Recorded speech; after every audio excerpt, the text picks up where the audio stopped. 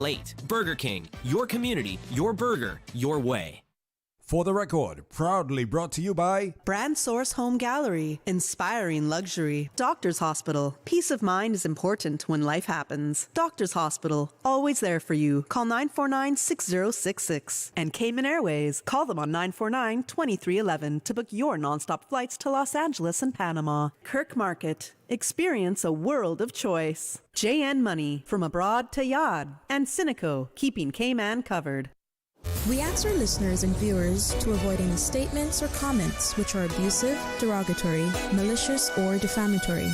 Do not use indecent language or make any statement that is false or misleading. Call 1-800-534-8255, 949-6990, 949-8037, or WhatsApp us on 925-3261. Live from Radio Cayman Studios. This is For the Record with Orrett Connor. Hear from your government officials, independents, and the opposition on issues that matter to you. For the Record. Engage in an open dialogue between residents and lawmakers. With Orrett Connor. Informative, impartial, insightful. This is For the Record. And now, your host, Orrett. Good morning, good morning, good morning, O land of soft, fresh breezes and verdant trees so fair. Today is Wednesday, the 3rd day of December 2025, right here in the beautiful Cayman Islands. We do hope and we trust that everyone had a restful, peaceful, enjoyable evening. Those of you who are on our roads, whether you're a pedestrian, a cyclist, or if you're operating in a type of motorized vehicle, we urge you to please be extremely cautious.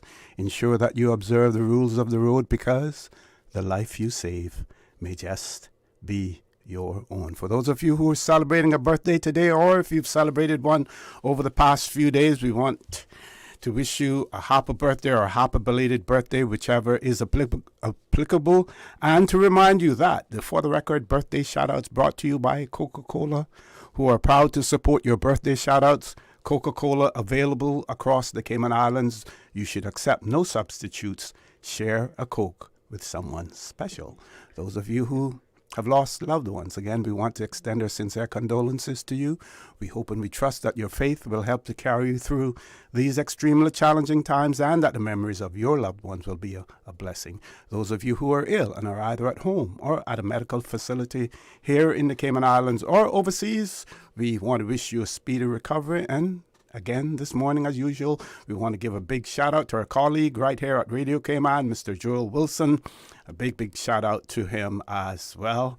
And to let you know that you remain in our thoughts and in our prayers, and we all love you right here at Radio Cayman.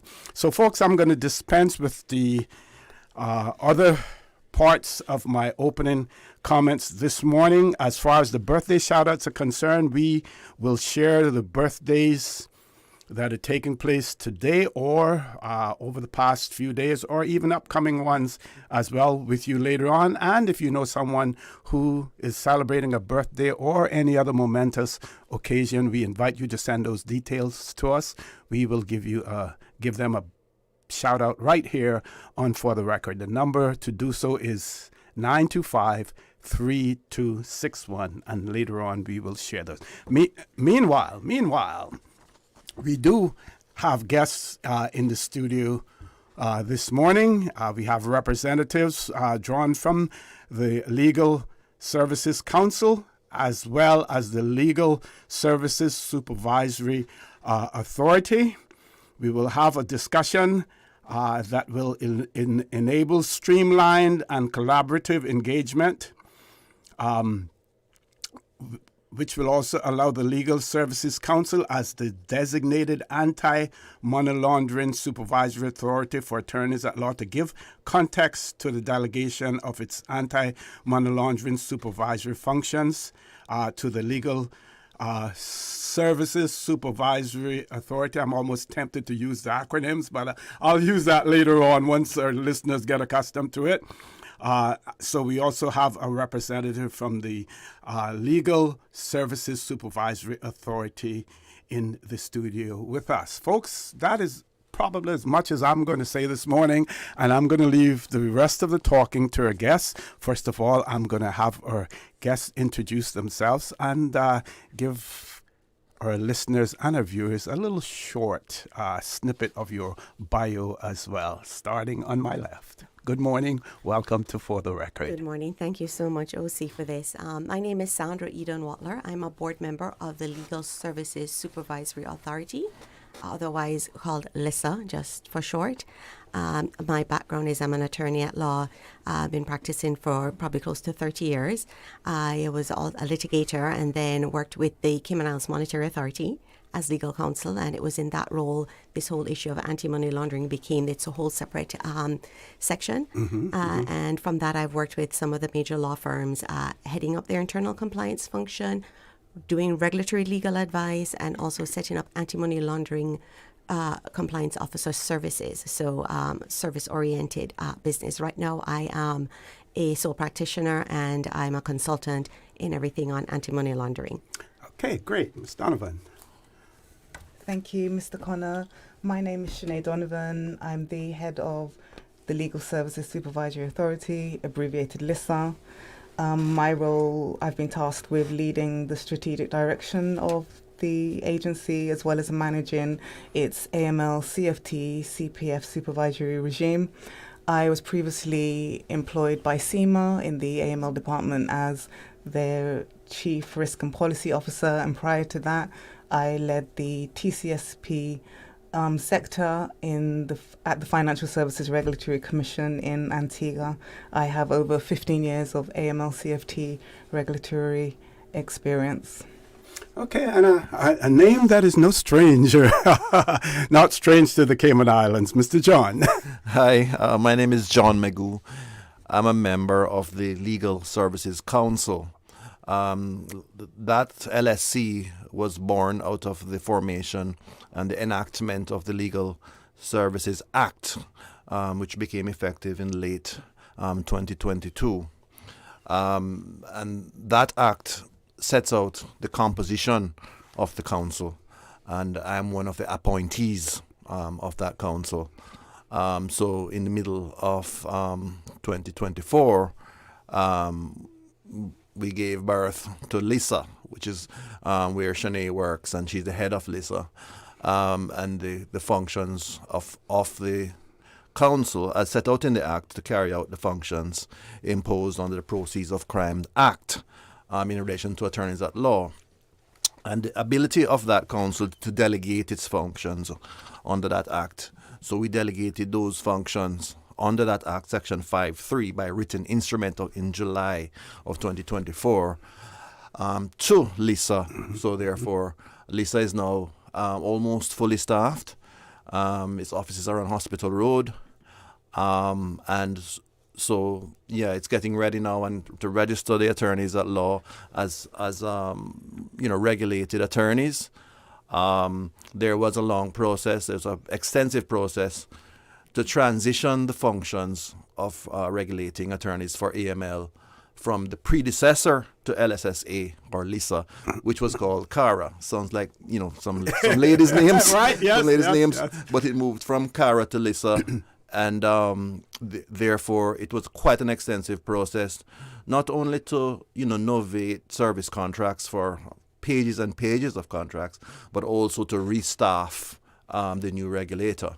So it's almost fully staffed now, and Shaná is very ably heading up its efforts.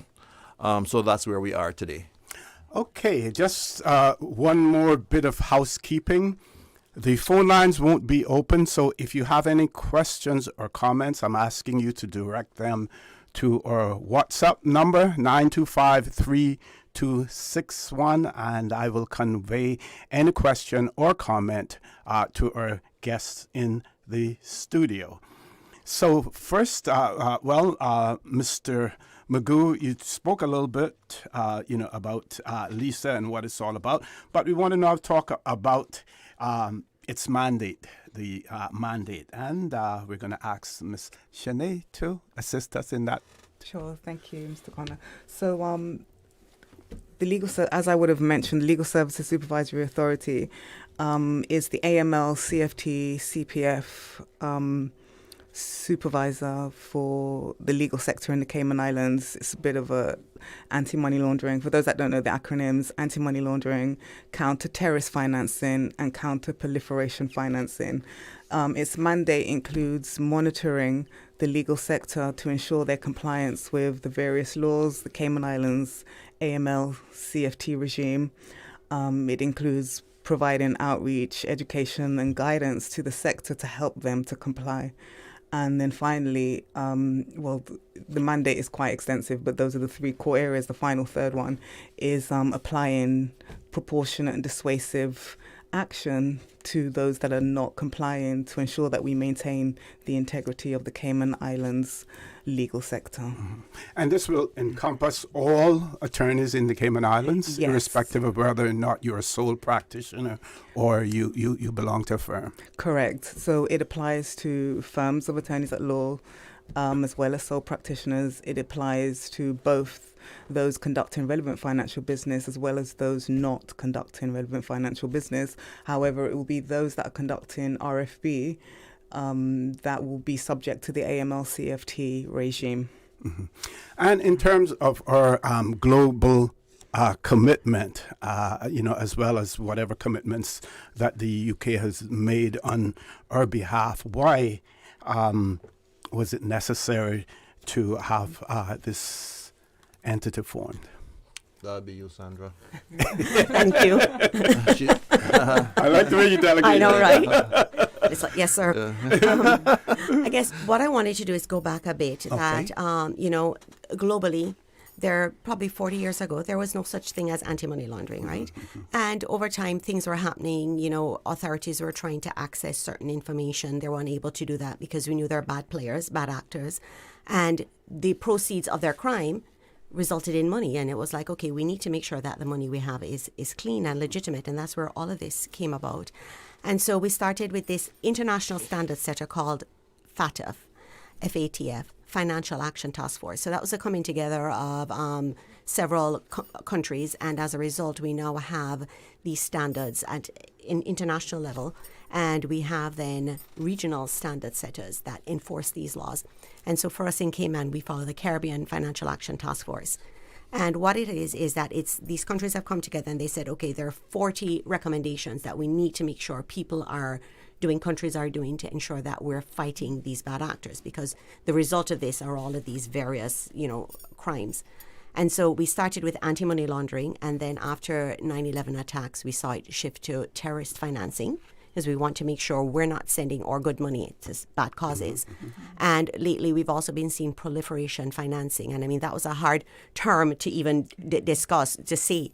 But that is making sure that we're not using money to proliferate use of nuclear weapons.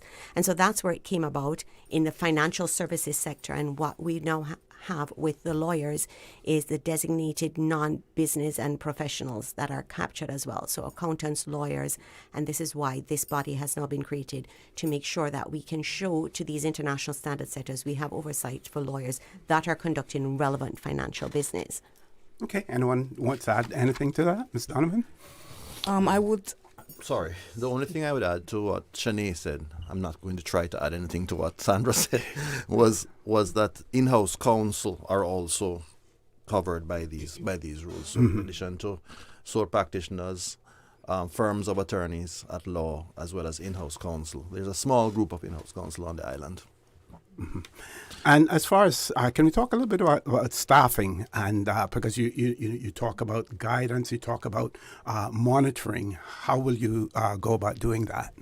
So when I first took up the role, there was only one member of staff. So over the course of the last 7-8 months, we've managed to recruit a total of 8. So we have 2 roles that are still outstanding that we hope to fill by first quarter of 2026. We are still developing our supervisory program. So most of our efforts have been around establishing the agency, implementing policies and procedures, looking at our risk rating methodology, how we're going to go about risk rating the entities. So we are still in that formation stage. But by next year, early Q1, we'll be in a much better position to actually roll out our regulatory regime. Mm-hmm. And from a reputational standpoint, where does this the creation of this entity now put the Cayman Islands, from a reputational standpoint?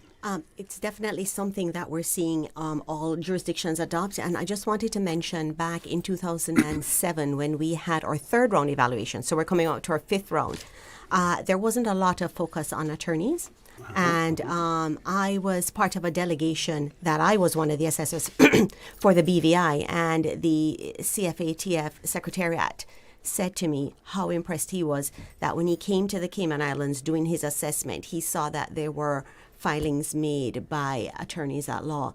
It wasn't even mandated to do. So it shows you how seriously we take it. And I mean, for him to mention that to me at another evaluation, and we were definitely heads above the rest of the Caribbean doing that. So this is just finalizing what we've already had in place. And I think anyone you talk to will say how seriously we take this. But again, when the assessors come in, they want to point to somewhere to say, where is it that you're doing this? Okay, people are voluntarily doing this, but we need to also make sure that you have enforceable means that if people don't do it, they know their ramifications. So this is why this has come about. I also wanted to add, to tie in, to follow on, that this is why the importance of registration, which we'll talk about, because not only is it mandated in legislation for firms and practitioners to register with LSSA, but IO4, which is FATF methodology, will be looking at registration, and we will be assessed on that in December 2027. And the FATF methodology has been amended to place a greater emphasis and focus on the DNFPP sector, of which the legal sector is included. So it's imperative that we get the regime off the ground. Okay, folks, we're going to take a commercial break. For those of you who are just joining us, we're talking about the introduction of the Legal Services Supervisory Authority. That discussion is taking place with Ms. Shaná Donovan. Got that right? Ms. Shaná. Ms. Sandra Edun-Watler and Mr. John Meghoo. Don't change that dial. Please stay tuned. For the record, we'll be back shortly. The Cayman Islands boasts of a long, colorful, and rich history. In tribute to our roots, Radio Cayman, the voice of the Cayman Islands, is pleased to bring you the Historical Vignette Series, brought to you by Rotary Central. For more than 110 years, Rotary members have used their passion, energy, and intelligence to take action on sustainable projects. The Cayman Islands, He hath founded it upon the seas. The Bay Islands of the northern shores of Honduras, including Utila, Rotan, and Guanaja or Panaca, along with the islets of Elaine, Barbarat, and Murat, saw a rather rapid and dramatic settlement of Caymanians following emancipation in the Cayman Islands. By 1844, so many Caymanians were arriving that disagreements were constant. Only 5 years prior, in 1839, a contingent of convicts and soldiers representing Honduran interests were sent to Port Royal Rotan to establish Honduran sovereignty over the migrant Caymanians. The action was met with a swift response by Superintendent Colonel Alexander MacDonald from Belize, who sailed on the HMS Rover to Rotan. After sending the convicts and soldiers back, he hoisted the Union Jack after removing the flag of the Central American Federation. Tensions appeared to also arise between the settlers themselves, and around 1850, a public surveyor had to be appointed to measure off land for the newly arrived stakeholders. Information from this historical vignette was sourced from Founded Upon the Seas, A History of the Cayman Islands and Their People by Michael Creighton and the New History Committee. Radio Cayman's Historical Vignettes was brought to you by Rotary Central. For more than 110 years, Rotary members have used their passion, energy, and intelligence to take action on sustainable projects.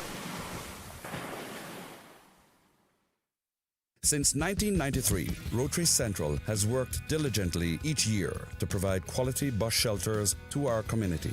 A traveling convenience to our school children, the elderly, young people going to work, guest workers, and visitors using the public bus. We, Rotary Central, help you, our advertisers, make it happen. Your marketing dollar travels a far way. Positioning your message, your product, your services, your presence in over 83 bus shelters. Every dollar you spend, every advert you place helps to build another bus shelter, providing modest comfort for Cayman travelers. Reserve space now on the only billboard medium in the Cayman Islands. Email rotaryshelters@gmail.com. rotaryshelters@gmail.com. The Bus Shelters, a partner in community convenience.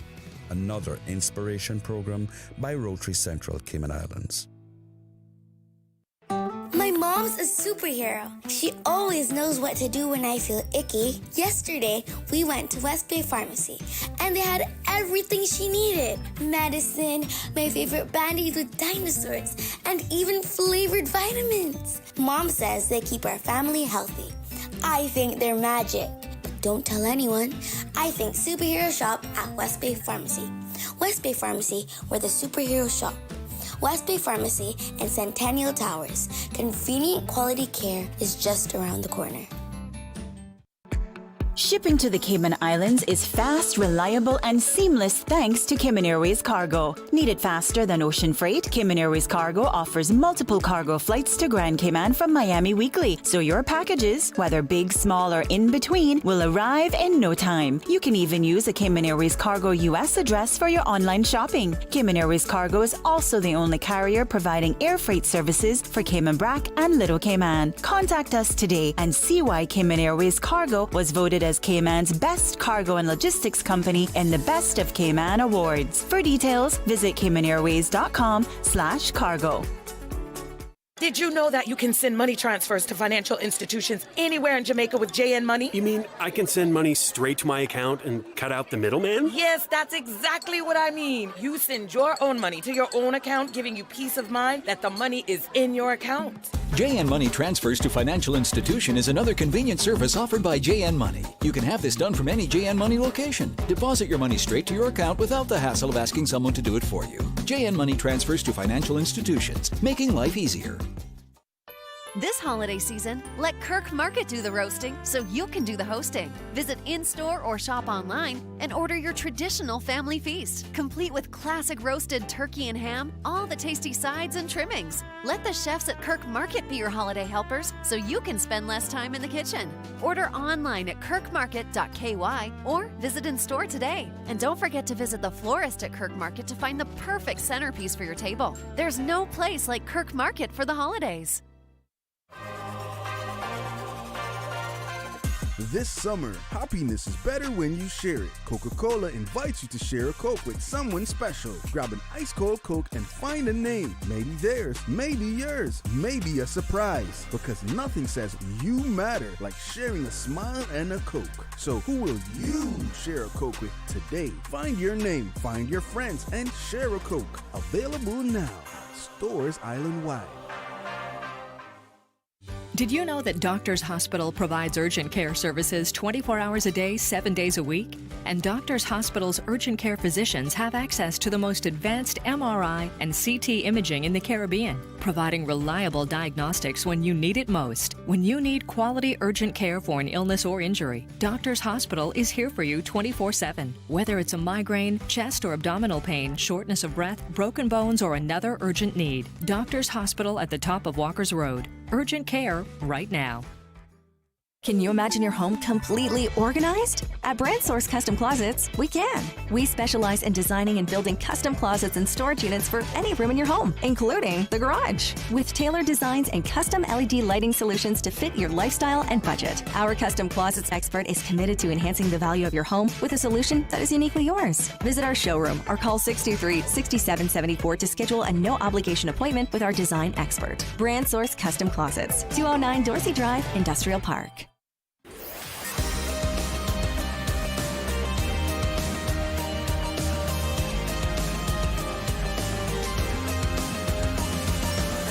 This is For the Record. Good morning and welcome back to For the Record. Sorry about that. Had a little mic problem there for a second. For those of you who are just joining us, let me bring you up to speed and let you know that we are talking about the introduction of the Legal Services Supervisory Authority, known by the acronym LSSA, LSSA. In the studio with me, I have the pleasure of discussing this with Miss Shaná Donovan, Mr. John Meghoo, and Miss Sandra Edun-Watler. Just to let you all know that at 8 o'clock we will go to the news and our panel will remain with us, and after the 8 o'clock news they will return until 8:30 as well. Meanwhile, we still want to talk about the mandatory registration process that is necessary, and of course you could not have an entity coming on board without having some sort of a launch, for it as well. So I'm going to throw the mic back over to my guests in the studio, folks. Thank you, Mr. Connor. So I'll just talk about the registration. So Regulation 55A and 55F of the anti-money laundering regulations require that all firms of attorney at law, including sole practitioners, register with the Legal Services Supervisory Authority. So LSSA has taken a three-step approach to this. So the first phase was we targeted all the firms and practitioners that were previously registered with CARA and had them either consent to the transfer of their data that was held by CARA to LSSA or to do a completely brand new registration. The second phase, which is where we are at the moment, it was us sending out a mandatory notice which was issued in a number of media publications to advise of the legal requirement for firms and practitioners to register. And so they have until the 31st of December to do that. And so the third phase, which John would have alluded to, concerns in-house counsels that are providing legal services to an employer that is not the Cayman Islands government. And so we will be reaching out to them because we've had a number of queries. How do we register? So we are dealing with that final phase where in-house counsels will have to they'll have to declare whether they are conducting RFB, and depending on whether they are or not, they will have to register with the LSSA. Okay, we have a question from one of our listeners, and they wanted to know whether or not this may apply to legal practitioners who are practicing law outside of the Cayman Islands. Cayman Islands law, yeah. I'll let John. Yes, the registration exercise, which is ongoing at the moment, will include the Cayman firms that have overseas offices, and then the rollout of the remaining sections of the Act will bring those on board as well by formalizing their Cayman admission to practice. So they will get caught as a result of the ongoing registration of firms of attorneys, which is going on at the moment. Sandra, anything you want to add to that? Sure. I just wanted to say that one of the things, the reason why we're doing this is there are ramifications for us not doing it in general, right? And we saw that in 2017 we had our fourth round assessment, and all of a sudden Cayman was put on the the list of strategic deficiencies. They call it the grey list. It's strategic deficiencies. And, there's something to be said with just the size, the risk and context. That's what they always throw at us. We may be small, but, our impact in the financial industry globally is a lot. And being a compliance officer, what I will say is, we run a really tight ship here. And what we're facing is the perception. And so when these assessors come in and they see what's going on, it's not lining up with the perception because the reputation and what we're doing is way above what they keep thinking is seen in these movies. And so that's why it's important for us. We always set a higher standard and we try and keep that. And so one of the results of it is we see that even in the banking industry, how much more difficult it is for us to do things. And that's why it's really important that we have all people aligned to make sure that, we get this right and we're not on any list of strategic deficiencies for the next round. Very quickly before we go to the 8 o'clock news, What has been the reception, from the firms in terms of the introduction, of this, and when this legislation was being put into place, how much collaboration was received, between the government side and the private sector? I will tackle the first part of the question and the second half to one of you. So, in terms of reception, we've had a very good registration response rates. Mm-hmm. So we are very pleased with that, considering this was just rolled out in September, which started from the issuance of the public statement from the LSE. So we've had a really good response so far. Excellent. Yes, there have been inquiries because the legal profession is kind of like a moving target, because some firms have changed the way that they're named, changed their format. Some of them new ones have opened. Recently, new practices have opened. So the categories of applicants for registration that Shaná receives at LSSA will differ from entity to entity. So some will be sole practitioners. Some will be some firms that started last year or recently and are eager to register to make sure that they're legitimately registered and, in good stead as far as the legal requirements are concerned. So it has been, very positive. And from the council's perspective, what I'm interested in is the building of that bridge, so that that LSSA or the council is not obscure, living in some ivory tower out there, sending out things to do, in sort of a dramatic way, but rather than as partners to sort of work together to make sure that not only is the profession compliant, but that the Cayman Islands remains in good stead internationally. Excellent. Folks, our guests, our panelists here in the studio, they have agreed to remain with us. They're going to stick around for the 8 o'clock news. And when we return, we will conclude our discussion with them. Don't change that dial. Please stay tuned for the record. We'll be back immediately after the 8 o'clock news. Thank you, Mr. Connor. And studio time now by Foster's is 2 minutes past 8. Fill your cart and win! It's the 30K Jolly Grocery Giveaway at Foster's. This Christmas, we're spreading some holly jolly cheer by filling one lucky shopper's cart with $10,000 worth of groceries. Just purchase any 2 specially marked products from now until December 24th for a chance to win your share of $30,000 worth of groceries. Go to fosters.ky/jolly for more info. Thanks to CeraVe, Maybelline, Dove, Dial, Vaseline, L'Oreal, Quaker, and Frito-Lay. Have a holly jolly Christmas at Foster's. The voice of the Cayman Islands. 89.9 FM in Grand Cayman and 93.9 FM in Cayman Brac and Little Cayman. Silver wings shining in the sunlight. Radio Cayman. For today's biggest news. Radio Cayman, the voice of the Cayman Islands.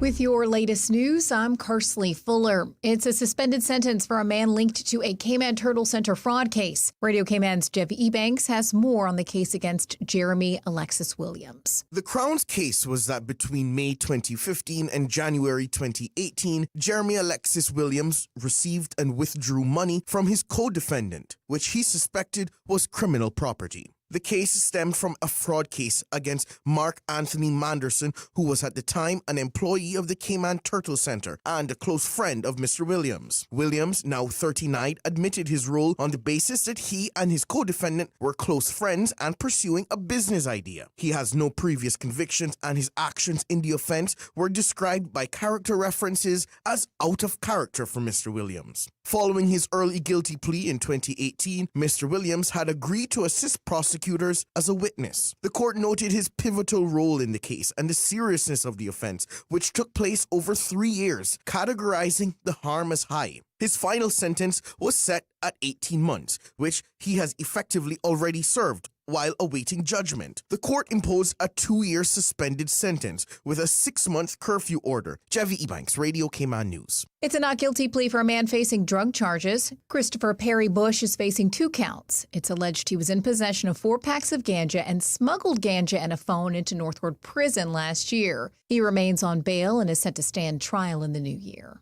In other news, this past weekend, we celebrated our heritage and culture at the 5th Cayman Day in the UK. Cayman Islands representative to the United Kingdom, Dr. Tasha Ebanks Garcia, says Cayman Day started as an unrealized plan during the pandemic when officials at the Cayman Islands government office in London first talked about creating a cultural showcase for Caymanians abroad. Now, 5 years later, it's a big success. This year's event was especially meaningful because former Representative Andre Ebanks attended Cayman Day as Premier. It was an honor to have him in London to witness what we've accomplished with the very vision he imagined years ago. Dr. Ebanks Garcia says most of the attendees were students, part of the more than 500 Caymanians studying across the United Kingdom. It was inspiring to see them connect with each other and with our culture. Among the performances were the band Heat and spoken word artists Nasaria Suku-Shillette and Randy Shillette. And can you believe it? It's already been a full year of vibes. Underground Sessions is an open mic night / performance night, trying to create a creative community with various people doing whether it's singing, dancing, rapping, poetry, comedy, and anything in between. So feel free to come out and join us. Underground Sessions organizer Kyle Matrix tells Radio Cayman the lineup at tonight's special anniversary event will showcase some of the previously featured artists with performances by James Monroe Jr., Jason Lee Dunkley, Matt Poskett, Johann Fitzgerald, and other special guests. And remember, it's open mic all night long, so if you'd like to head up on stage, you're welcome to. Doors open at 7 o'clock at the Prospect Playhouse. Now with a check of international news, here's the BBC, which takes us out of the newscast. I'm Karsley Fuller. BBC News with Govinda Gill. The EU Energy Commissioner, Dan Jorgensen, has held a provisional deal to phase out imports of Russian gas by 2027, saying it meant, in his words, no more blackmail by Vladimir Putin.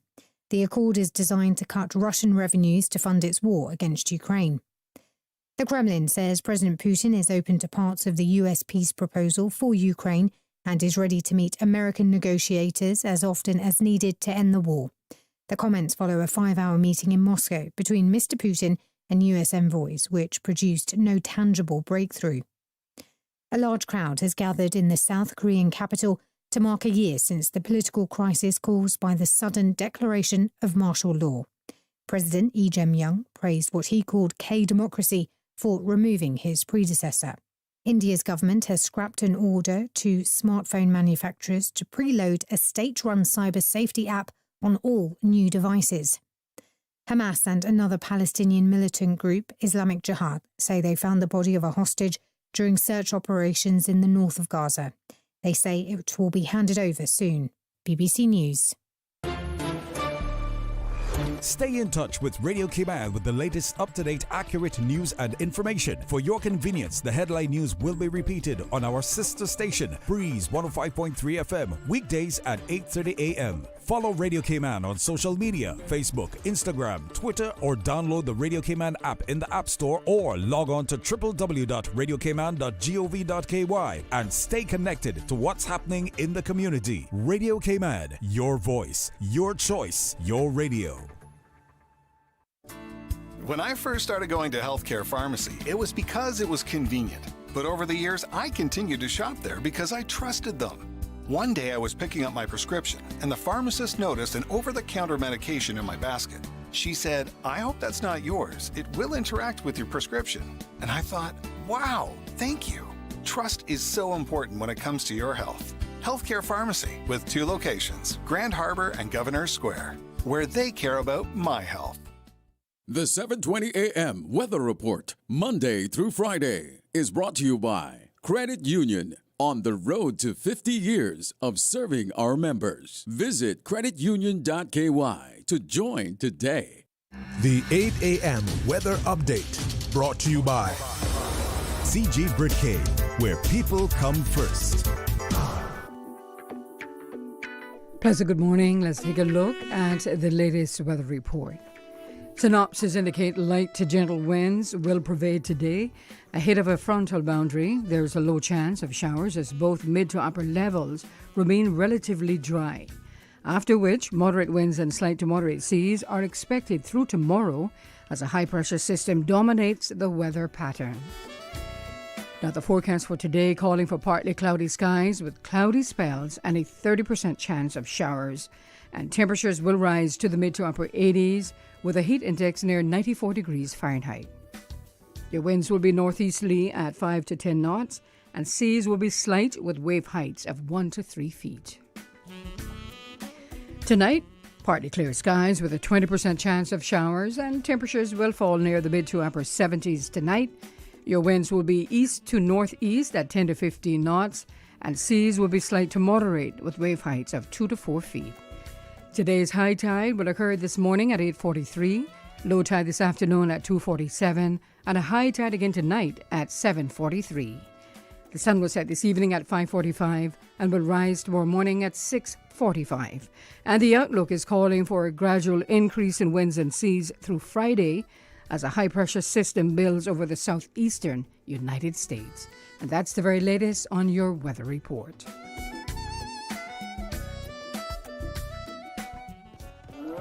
Aunt Angie, how does it feel to have broken the bull riding world record? Sore, Sean. That bull was angry. Angie, I think that bull is headed towards your red convertible. I broke the world record and he broke my car. Oh well, at least I've got CG Comprehensive Motor to cover this. Get covered for collision, damage, and more. CG Brit-K. Good like that. All benefits are subject to policy provisions, including eligibility at the time of service. The 8 a.m. weather update brought to you by CG Brit-K, where people come first. Kirk Freeport's annual $40,000 sweepstakes is back just in time for your holiday shopping. Simply spend $100 at your favorite Kirk Freeport store before noon on Christmas Eve for a chance to win all season long, with cash prizes of up to $5,000, premium gifts, and a Rolex watch giveaway. The more you shop, the better your chances to win. Get gifts for everyone on your list at Kirk Freeport, with duty-free prices, zero shipping delays, and the chance to win a piece of the $40,000 sweepstakes. View full details on kirkfreeport.com. The RAM water tank sale is on through until the 17th of December. Take advantage of up to 25% off select tanks. Whether starting a car wash business or looking to save on your monthly water bill, RAM water tanks boast superior strength, made to withstand harsh conditions and impact resistance. Order your RAM water tank today. Call 925-3822. RAM water tanks, built to last a lifetime. Proceeds from the RAM water tank sale to support the Jamaica Relief Fund. The traffic report is brought to you by Subway. Enjoy a delicious start to your day with breakfast from Subway.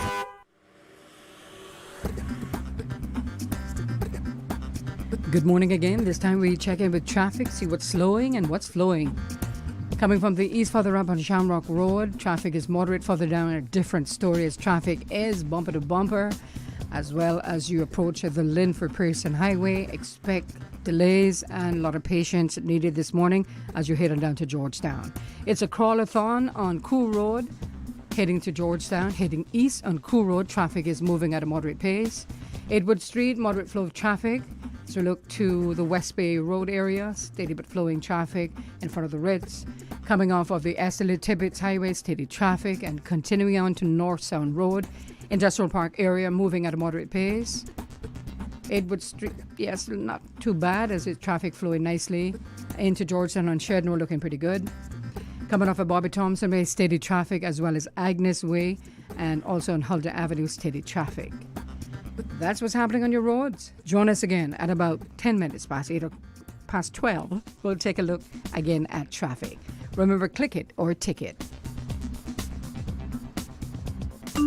Did you know ordering your favorite sandwich from Subway just got easier?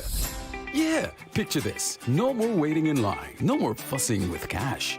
Just a delicious taste of Subway at your fingertips. With our new app, ordering your go-to sub is as easy as a few taps on your phone.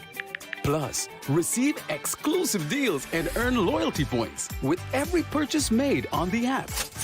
Download the new Subway app today and get ready to ditch the lines and drive straight into your flavor. Visit the App Store or Google Play Store on your mobile phone and search for Subway Cayman Islands. Subway. Eat fresh. The traffic report is brought to you by Subway. Enjoy a delicious start to your day with breakfast from Subway. Since 1993, Rotary Central has worked diligently each year to provide quality bus shelters to our community. A traveling convenience to our school children, the elderly, young people going to work, guest workers, and visitors using the public bus. We, Rotary Central, help you, our advertisers, make it happen. Your marketing dollar travels a far way. Positioning your message, your product, your services, your presence in over 83 bus shelters. Every dollar you spend, every advert you place helps to build another bus shelter, providing modest comfort for Cayman travelers. Reserve space now on the only billboard medium in the Cayman Islands. Email rotaryshelters@gmail.com. rotaryshelters@gmail.com. The Bus Shelters, a partner in community convenience.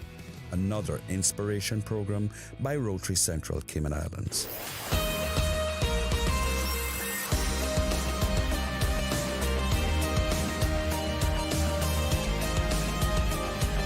For the Record with Orrett Connor. Good morning and welcome back to For the Record. Folks, as promised, our panelists have agreed to stay with us, to return with us after the 8 o'clock news. I also want to give a big shout out to our next guest, the Leader of the Opposition and Mr. MP, Mr. Roy McTaggart, who have ceded a little bit of their time. They would normally start at 8:15. They will start at 8:30 because it gives us an opportunity to conclude our discussion about the Legal Services Supervisory Authority. For those of you who are just joining us, that conversation is taking place with Ms. Shaná Donovan, Mr. John Meghoo, and Ms. Sandra Edun-Watler. I think we spoke about the mandatory registration, and we'll talk about the upcoming launch of the Legal Services Supervisory Authority as well, and anything else that you want to talk about, as long as it's fit to be broadcast on radio. Folks. That warning was just for me. I would just, tying into what I had said previously about registration, I would just direct the legal sector to Schedule 6 of the Proceeds of Crime Act to look at whether the services they're offering fall under the definition of relevant financial business. Mm-hmm. There's a range of activities that are subject to AML CFT supervision, and that will guide them in terms of how they are to register with LSSA. Then I would just give the website www.caymanlissa.ky. We have all the registration forms there and guidance and what documents are required in support of the registration. Okay. And I guess leading into that, one of the other things we want to do is more outreach. So thank you so much for having us here. But we're going to be doing a launch event in the beginning of the new year. You know, at this time of year, it just gets too tight doing everything. Yes. So although we have our deadline for the end of the year, making sure everyone gets their registration in, we will do the launch event on the 19th of January. So it's a morning event. We're hosting it at the Ritz-Carlton. And we just would like to see everyone to come out, ask your questions, just get a flavor for who we are and what we are. You know, we're only as good as the backing that we can get. And on that note, the other thing I just wanted to mention is, you know, all of this is with the full support and guidance of the Chief Justice of the Cayman Islands and the Attorney General, both of who will be there as well. So, you know, it's just good to see all the different arms of the legal services working together to bring this to fruition. Mm-hmm. And those two officials are they head up the Legal Services Council. So the council is comprised partly by the Chief Justice and the AG that I sit on. So and they'll be present at that event to sort of pull it together and hopefully to garner the support and the collaboration of the profession. And recently there was a press release that came out about legislation coming into effect in January. You want to talk a little bit about that as well? Yes, the remaining sections of the Legal Services Act will come into effect. One of the most well-known features of that would be the bringing on board of the overseas practitioners of Cayman law firms. So some of the law firms have overseas offices. Some of those offices provide Cayman Islands legal advice and Cayman Islands legal representation. Those are the offices that we affected by the rollout of that act, so that those attorneys will now formally become Cayman Islands attorneys at law based overseas. So that's one of the main features of that act. Another feature of it would be a mandate which is not part of LSSA, but is the feature to do with the disciplinary tribunal for attorneys, which will be formed out of the LSC as a different project of the LSC. So whereas LSSA is probably the biggest project coming out of the LSC, there are other projects as well and other mandates under the Legal Services Act that are accorded to the Legal Services Council. One of the other things to mention, the event, it is a free event, right? So we're just encouraging everyone in the legal services field to come out on that. We'll definitely have more information on it. It'll be on the website probably, as well as, we'll send everything out. But did you mention the venue? Yeah. Yes, so it's the 19th of January at the Ritz-Carlton, and we'd be like between 8:30 to 11. It'll be a morning event to start your week off. Now, folks, of course, I always like to promote the Cayman Islands and what's good about the Cayman Islands. So extremely important. So I'm going to ask you to talk a little bit more about what does this do to enhance the reputation of the Cayman Islands, and while at the same time adhering to the responsibilities and agreements that we have in place, and wanted to ensure that we remain competitive in the global market as well. Sure. So I guess I'll start off by saying the assessment that we'll have, the evaluation in 2027 is going to be the 5th round. So that means we've gone through 4 before.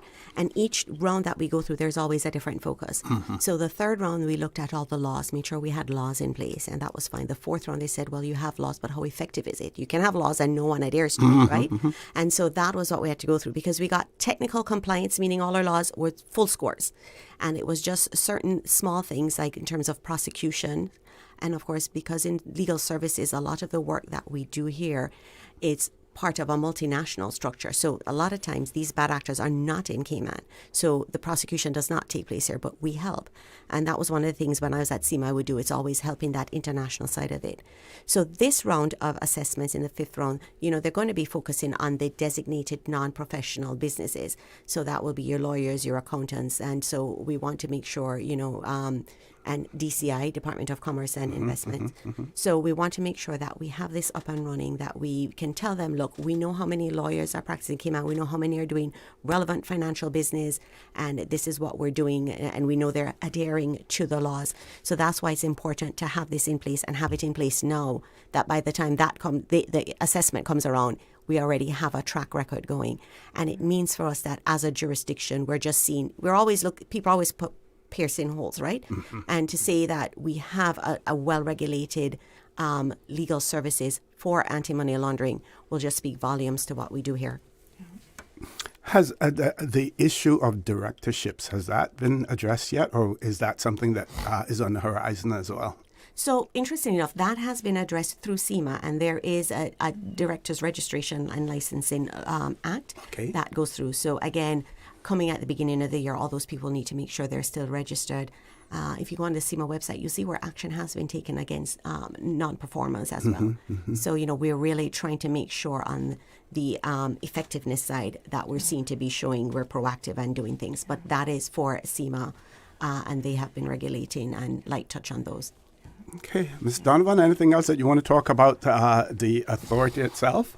No, just wanted to stress the importance of registration and us getting this off the ground. As Sandra would have said, we're being assessed in December 2027. It's important that we demonstrate effectiveness, and that's where LSSA's greatest challenge is, that we have to demonstrate effectiveness given the short time in which we have between being established to the actual on-site. So that's where the emphasis, because obviously we don't want to get back on the grey list, and we want to ensure that we remain competitive, an attractive jurisdiction to do business. And so that's primarily our goal. And beyond 2027, when that assessment is completed as well, that's not the end of the game. Tell us what, you have to then continue. You have to keep up to speed with whatever the changes are, in terms of regulations and things. Yeah, correct. Okay. And that's one of the things with LSSA and what Shaná will be doing as well, and her team, is keeping abreast of everything happening. So it means going to all of the different plenary sessions, going to these workshops internationally to ensure that we know we are at the forefront of what's happening. We don't want to be on the back pedal. So that's why we're being very proactive in taking this approach. Okay. We still have about 6 minutes left to go, and I want to give each of you an opportunity, for some closing comments. And if you don't mind, Mr. Meghoo, we'll start with the ladies first. I don't mind. Oh, sorry, I thought you were saying let's start with him. She thought that. She thought it was going to be me. We'll start with Ms. Donovan. Very relaxed. Yes. Just to reiterate the importance of registration, this is a collaborative effort. This is a jurisdictional goal that we all have to work together to ensure that we keep Cayman at the forefront. So just the emphasis on registration and reaching out to LSSA if there's any support needed. We will be doing a lot of outreach next year to help the lawyers get up to speed with their AML CFT obligations. And contact details in terms contact of details, like I said, Cayman, www.caymanlissa.ky, or info for emails, info@caymanlissa.ky. Ms. Watler. There's not much to add to what Shaná says, but just for everyone to know there, especially legal practitioners, don't feel afraid to reach out to us if you have questions, if you're not sure you fall within scope or not. We're there. We have a really great team with strong AML experience. And just to reiterate, this is all about anti-money laundering, counter-terrorist financing, proliferation financing. So sometimes you might think what you're doing is not dealing with money laundering, but you never know the impact on, say, counter-terrorist financing that may have. So feel free to reach out to us, and as we're a growing body, we want to make sure we encapsulate everyone and, the questions that are there and other ways that we may grow in order to assist. Also, once the evaluation takes place, we probably will be reaching out to some practitioners as well, because the assessors like to also interview people to see. So it's one thing you're hearing from the authority what's happening, but they want to see what's really happening with the practitioners. And having been an assessor and doing that, some inside tips right there. So, we just want to say we're very collaborative, as Shaná mentioned, and I think that's the most important thing we want to get out of this. So let's get through the rounds and come out on no strategic deficiencies list. Yeah. And how long those assessments, how long do they normally take? Yeah, probably around 2 years. So it starts before they come on. It also includes a 2-week on-site visit. Yes, that's right. But most of the work is done before. So what's happening is they're getting their information based on reading the laws. They're probably Google searching us as well, right, to see what is out there. So they're coming in with their preconceived notions. And now this is when the rubber hits the road, when they come on island and to meet with all the different sectors. I mean, part of what they meet with too is customs, for instance, immigration, how you're protecting your borders against things like drug trafficking, so many different areas that it touches.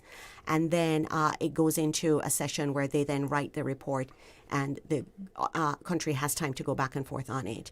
Then it's presented at the plenary. One of the things out of the last round, because we were on that strategic deficiency list, is you have to go a whole round before and go to another plenary before you can come off. So although you've met the requirements, you still have to wait. It was probably another year before we could come off. That's great. This is the first time I'm getting a granular, explanation of, what it all entails as well. Mr. Meghoo. It's very good historical information. Yeah. What I've been impressed with, having seen some interactions between some members of the profession and LSSA, is the level of knowledge and interest that some of the lawyers have had and the depth of knowledge that they have in some of these areas. Sometimes lawyers just get a chance to do their work and run their paperwork and then go to court if they're a court lawyer, or to run transactions if they're a transaction lawyer, but they don't get deep into this stuff.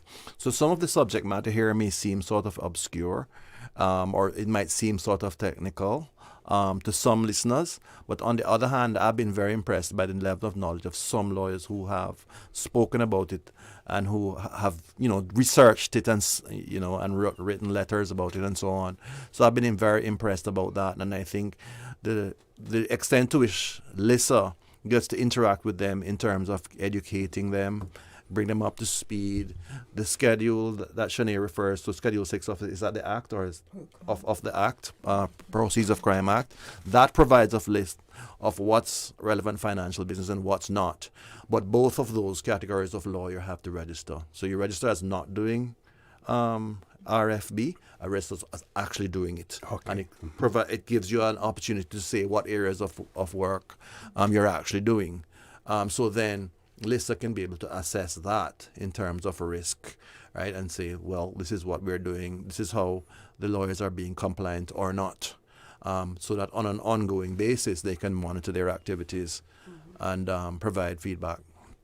Okay, well, that's one of the important things, right? It's like you're going to say we captured the lawyers, we know are doing it, but how do you know others aren't? So that's why it's important to also put in that you're not doing relevant. And that will be an annual requirement for the non-RFB firms and practitioners to provide a written declaration on an annual basis to say that they are not conducting RFB, relevant financial business. Yeah. Okay. Great.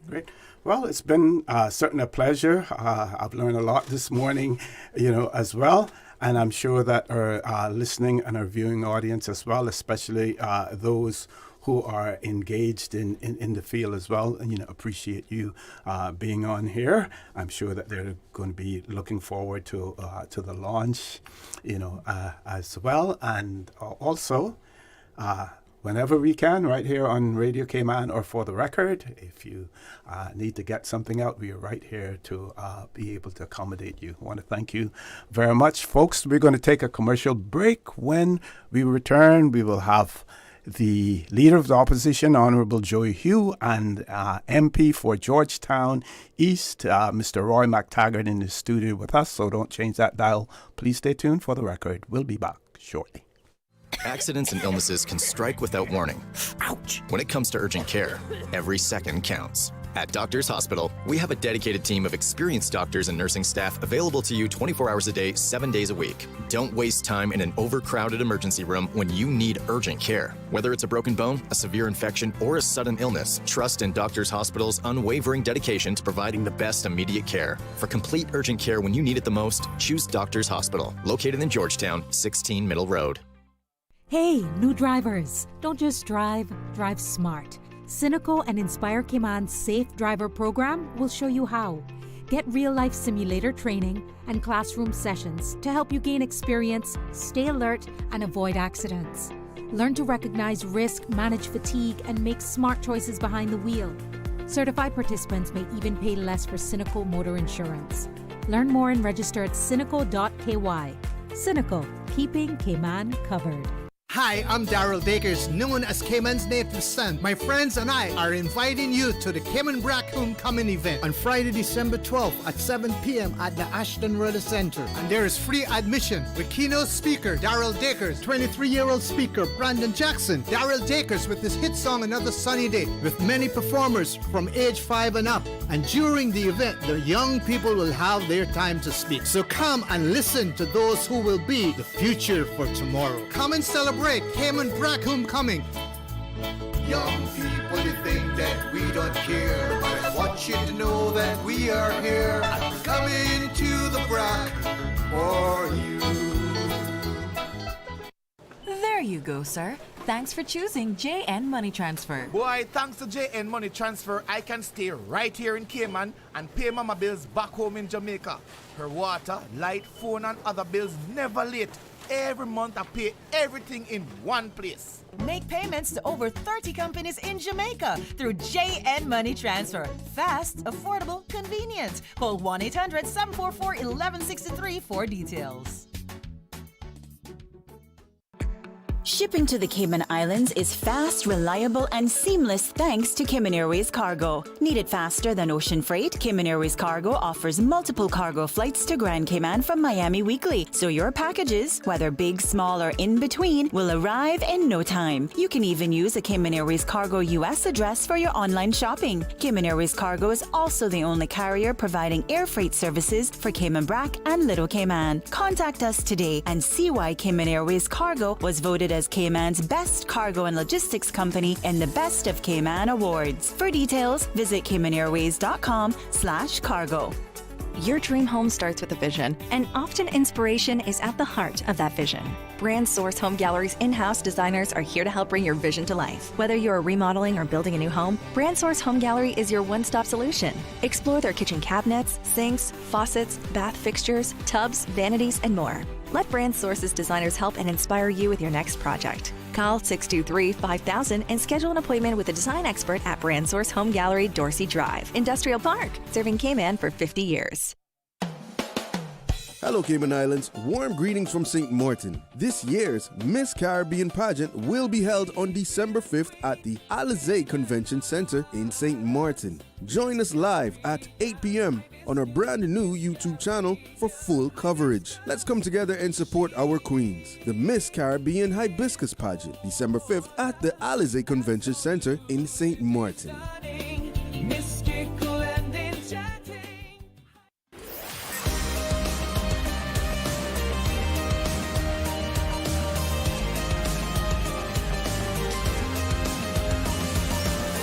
This is For the Record. Good morning and welcome back to For the Record. My pleasure to have in the studio with me during this segment and to say thank you again for giving us that extra 15 minutes with our previous guests when we were discussing it. Didn't think that it was necessary, but I said, let's give ourselves some flexibility because I wouldn't want to rush them off without having some closing comments as well. So it worked out fine. And I know, I guess I'm going to have to send you guys a Christmas present because this isn't the first and probably not the last time that you've seated some time, for us as well. So folks, my pleasure to have in the studio with me the Leader of the Opposition, Honorable Joey Hugh, and the Member of Parliament, Mr. Roy McTaggart. Of course, he represents Georgetown East in our Parliament as well. Gentlemen, good morning. Welcome back to For the Record and happy December.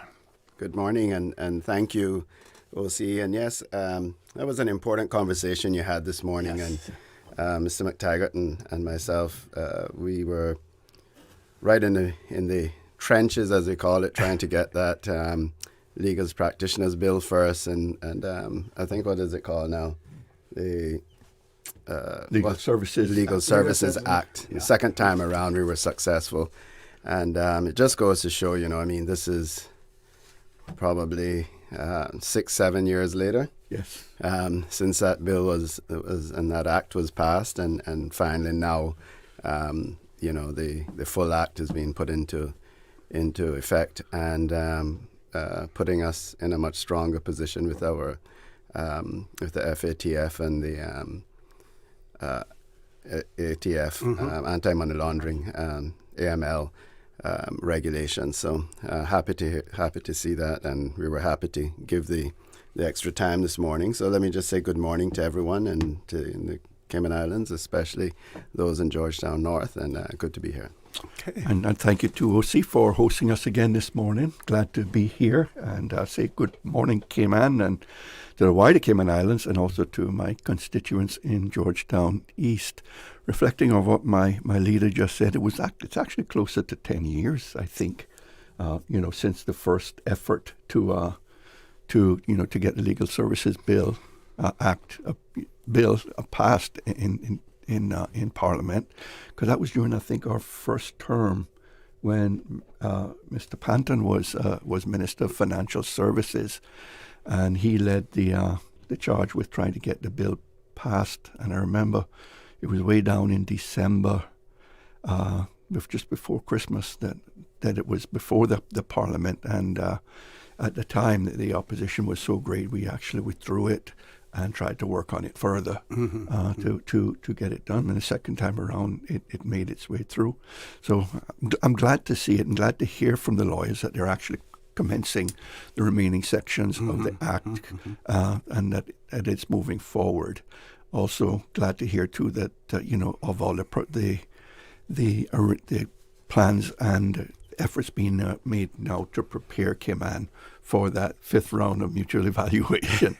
I didn't realize it was taking place way down in December of 2027. I thought it was actually taking next year for that. So, I know that they've still have nearly 2 years in which to prepare, but I've been through one of those while I was in minister, and I know the amount of effort that goes into the preparation for that. It takes that time to make sure that you are fully prepared for it, and so I'm really happy to hear that. Finally, I'd just say today I think is International Day for Persons with Disabilities, and I just wanted to mention that and as well. So, do you know anyone who's celebrating a birthday today? I didn't do the birthday shout-outs earlier.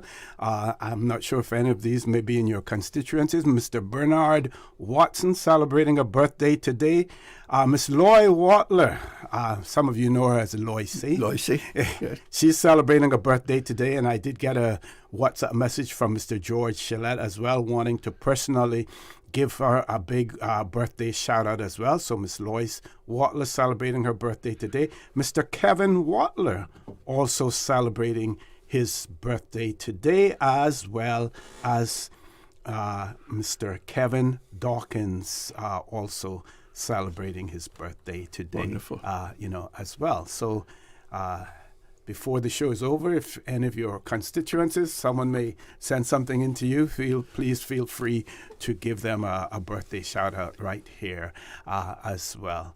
So Christmas is coming up, lots of activities taking place, but before the holidays, you will come next week, Wednesday. Parliament will resume again. Yes, we resume next week, Wednesday. Yeah. So, thank you, OC. We'll be back in Parliament next week, Wednesday.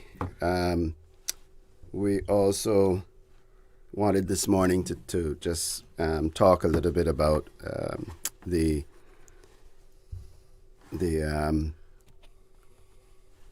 avian H1. Oh yes.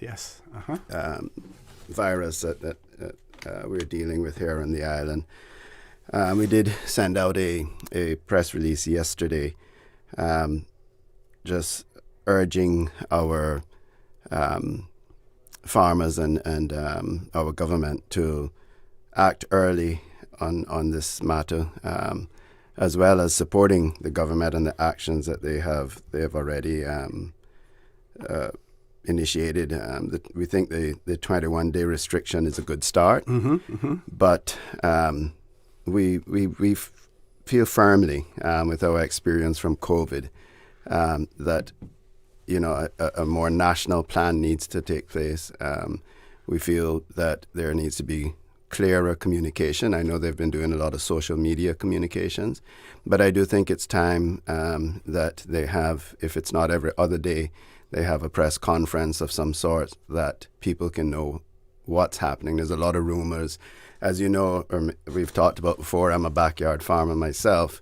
And so we have our little chat groups amongst, the backyard farmers. And there's so many rumors. I mean, I was in A.L. Thompson yesterday and heard people talking, saying this farmer has it, and this farm has it, and this farm has it.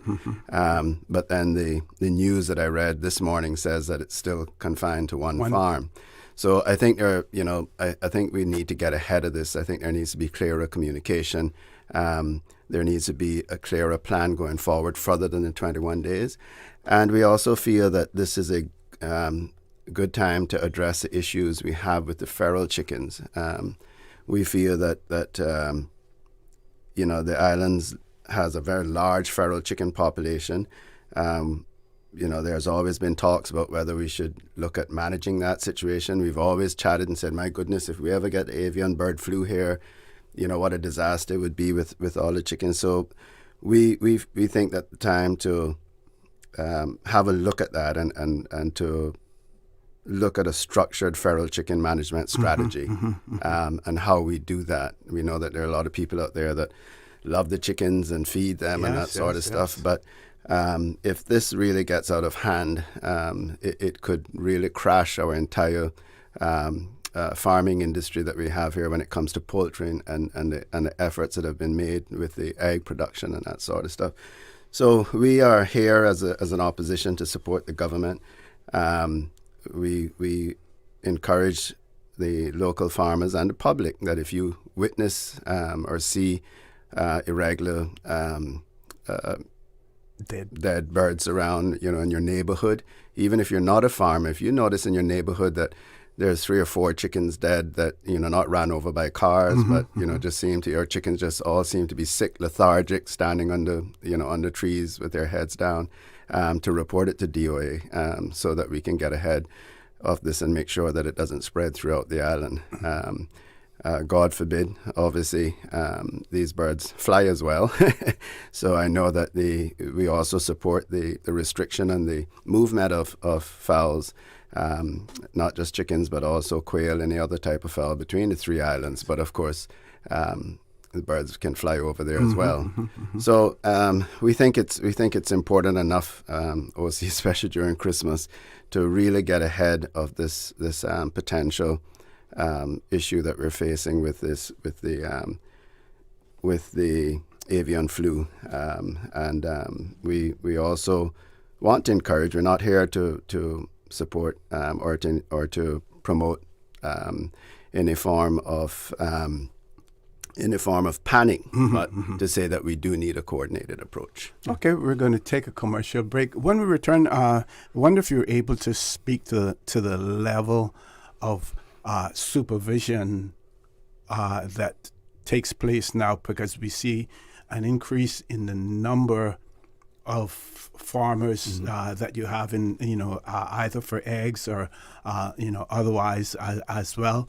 And much of it, all of it, basically consumed locally, as well, and speak to the level, of supervision. And the mere fact that we're able to identify this at an early stage, as well, I believe that may speak volumes in terms of what we do, here as far as monitoring is concerned. But if you're able to address that, we would love you to do so as soon as we return from this commercial break. Folks, please stay tuned. For the record, we'll be back shortly. Shipping to the Cayman Islands is fast, reliable, and seamless thanks to Cayman Airways Cargo. Need it faster than ocean freight? Cayman Airways Cargo offers multiple cargo flights to Grand Cayman from Miami weekly, so your packages, whether big, small, or in between, will arrive in no time. You can even use a Cayman Airways Cargo US address for your online shopping. Cayman Airways Cargo is also the only carrier providing air freight services for Cayman Brac and Little Cayman. Contact us today and see why Cayman Airways Cargo was voted as Cayman's best cargo and logistics company in the Best of Cayman Awards. For details, visit CaymanAirways.com/cargo. My mom's a superhero. She always knows what to do when I feel icky. Yesterday, we went to West Bay Pharmacy, and they had everything she needed. Medicine, my favorite band-aids with dinosaurs, and even flavored vitamins. Mom says they keep our family healthy. I think they're magic. Don't tell anyone. I think superhero shop at West Bay Pharmacy. West Bay Pharmacy, where the superheroes shop. West Bay Pharmacy and Centennial Towers. Convenient quality care is just around the corner. Can you imagine your home completely organized? At Brand Source Custom Closets, we can. We specialize in designing and building custom closets and storage units for any room in your home, including the garage, with tailored designs and custom LED lighting solutions to fit your lifestyle and budget. Our custom closets expert is committed to enhancing the value of your home with a solution that is uniquely yours. Visit our showroom or call 623-6774 to schedule a no-obligation appointment with our design expert. Brand Source Custom Closets, 209 Dorsey Drive, Industrial Park. This holiday season, let Kirk Market do the roasting so you can do the hosting. Visit in-store or shop online and order your traditional family feast, complete with classic roasted turkey and ham, all the tasty sides and trimmings. Let the chefs at Kirk Market be your holiday helpers so you can spend less time in the kitchen. Order online at kirkmarket.ky or visit in-store today. And don't forget to visit the florist at Kirk Market to find the perfect centerpiece for your table. There's no place like Kirk Market for the holidays. Starting January 1, 2026, the minimum wage in the Cayman Islands will increase to CI $8.75 per hour. This change is designed to ensure fair pay and to support workers across the islands. Whether you're an employee or an employer, it is important to understand how this adjustment affects you. Learn more about the new rate, how it's applied, and what it means for your workplace by visiting gov.ky/DLP or email minimumwage@gov.ky. For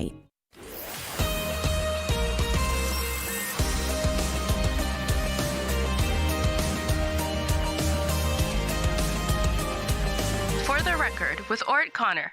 Good morning. Welcome back to For the Record. In the studio with me, we have the Leader of the Opposition, Honourable Joey Hugh, and Member of Parliament, Mr. Roy McTaggart. Any questions or comments, please send them in to us via WhatsApp. That number, of course, 925-3261 as well. Okay, gentlemen, I'm going to ask this question because we keep hearing it over and over. And, of course, we had Minister DeCosta in the studio with us on Monday, and it was raised as well. The person says, "Good morning, Mr. O.C., and to your guests. Please ask your guests if they know anything about the seafarers getting a little something extra for Christmas." Everybody's asking that. As a matter of fact, I saw, it was sort of funny, but at the same time serious, a post social media. Yes. I don't know if the individual was acting or was serious, but I think there are a lot of people. I know when we were in Parliament last week, or almost 2 weeks ago now, last week, I did receive a couple of WhatsApp messages saying, have they announced anything? Have they announced anything? So I know a lot of people are looking forward to that. It's been a long year and a hot summer, and people are feeling it. They're feeling it and really looking forward to anything they can receive. There's even in the private sector, we'll see there's a lot of the business people are telling me that their staff are saying, "I don't want any Christmas party. I just want a bonus," because people are really, really finding it tight this year. It's just been a long, hard year, I think, for a lot of people. Okay. Now, if the surplus, there was a back and forth about what the surplus was going to be. If it is revised upwards and it remains at that, does that give the government more of a flexibility in terms of their ability, to make a one-time, Christmas payment as opposed to an increase in salary per se, but to give out a bonus? Yeah, technically yes, it would, because it would mean OC that they would likely have more cash available. However, the timing of it would be open to real question, because the overall, government accounts don't get finalized for some time until after the year end. And between the year end and when they actually finalize it, the numbers are all over the place, because as year end adjustments continue to plow through the government accounts, and they get them finalized.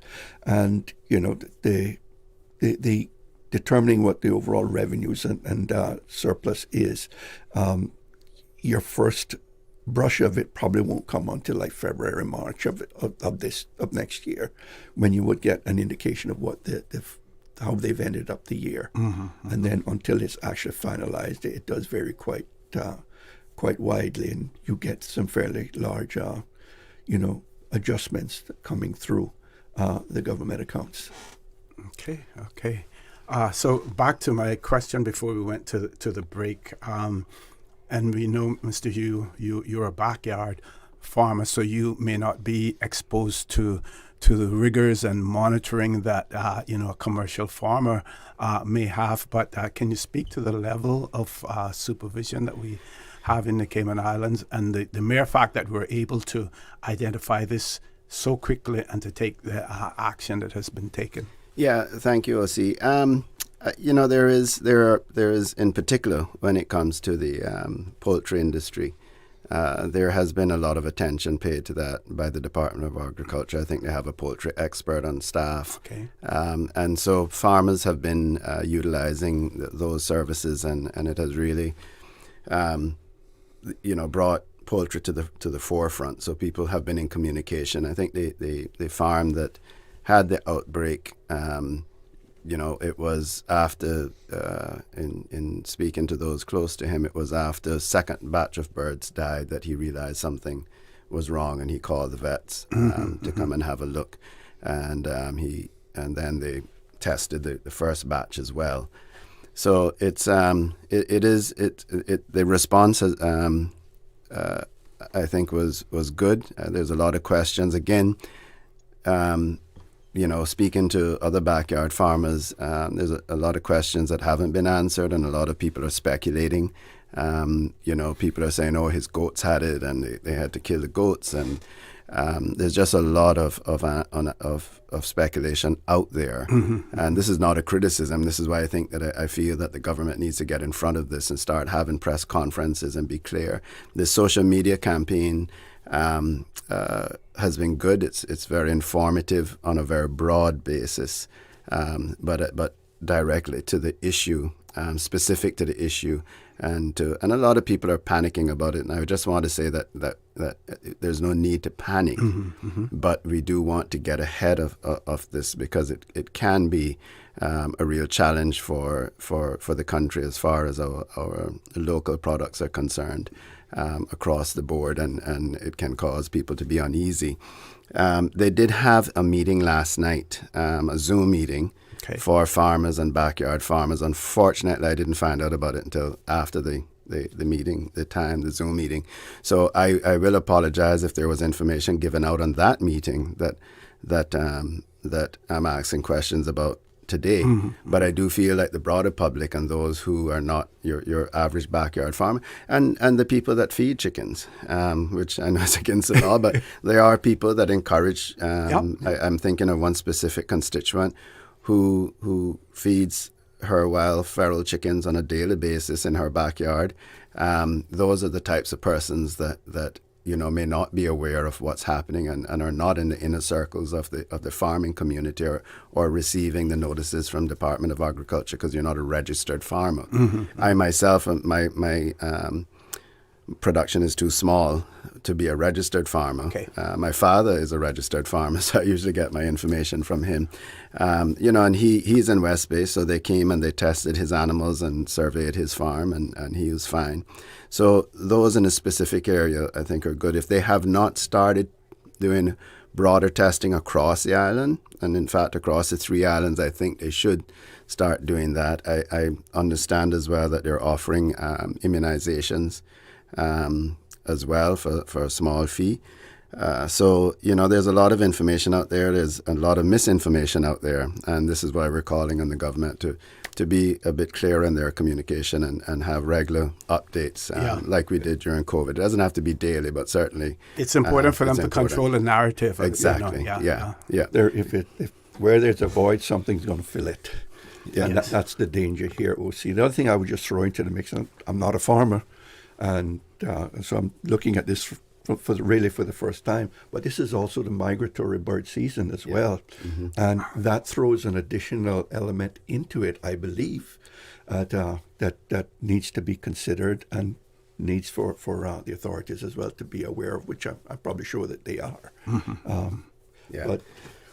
October, I think October and March, I believe it is. I was looking it up yesterday. Is the height of the beginning and ending of the migratory season, and we are right in the path of a lot of these migrating patterns between Central, South America, and North America. and of course the rest of the Caribbean. We're right there in the path of it, just like we are for planes and hurricanes and everything else. It is a growing problem worldwide. I mean, this thing, it seems to be, spreading quite quickly and quite extensively in Europe and in the United States. Yeah, and if you remember about this time last year, everybody was talking about eggs being $10 a dozen, and that was the reason why. It was because of an outbreak of the avian flu that caused the shortage on eggs worldwide, and we saw an increase, a doubling of the price of eggs locally. So this is, I think the first time we've had to deal with it, but as the world becomes smaller, as they say, it may not be the last time. It's really creating, and this is an evolution of that avian flu. This is a new strain that we have here. Yeah, the HSN1, I think it's called. That is an advanced strain. H5N1. H5N1. Yeah, sorry, not HS. H5N1. And it's still not, even in the Compass article today, it talked about whether or not it's confirmed that it affects mammals, and there's concern about milk and those sorts of things with affected animals. But again, these are the reasons why I feel that getting out in front with the information, with the experts, and providing the country with that sort of information is important. And again, we are. I think it's timely for the government to look at the very large wild or feral chicken population that we have here, and if need be, what are the plans to contain that and to manage that effectively. Okay, Ms. Susan, you ready for me to come to you for headline news, folks?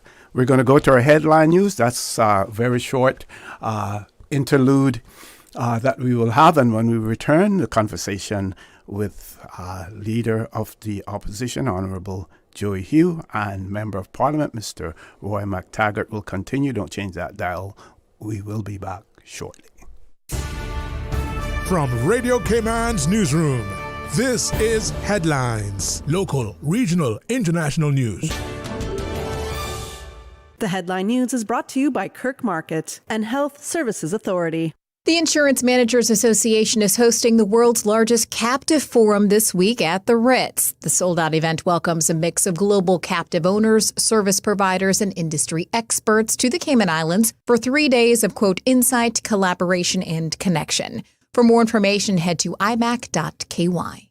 In international news, the Kremlin says it's, quote, wrong to suggest Vladimir Putin rejected U.S. proposals for peace in Ukraine after talks with U.S. negotiators in Moscow. Russian officials say the meeting was, quote, constructive, but no compromise had been reached over territorial concessions for Ukraine. Elsewhere, President Volodymyr Zelensky says his aides are preparing for their own meeting with Trump's envoys in the U.S. It comes as NATO foreign ministers are meeting in Brussels to discuss Ukraine as well as defense issues. EU Chief Ursula von der Leyen says the EU has reached a provisional deal to end Russian gas imports by 2027.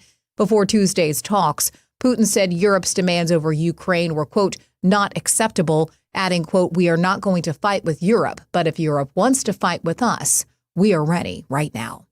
And an impending crisis over conscripting ultra-Orthodox Jews into the Israeli army is threatening to undermine Israel's government and split the country. Lawmakers are currently considering a draft bill to end the exemption granted to ultra-Orthodox men enrolled in full-time religious studies established when the State of Israel was declared in 1948. Those are your headlines. I'm Karsley Fuller.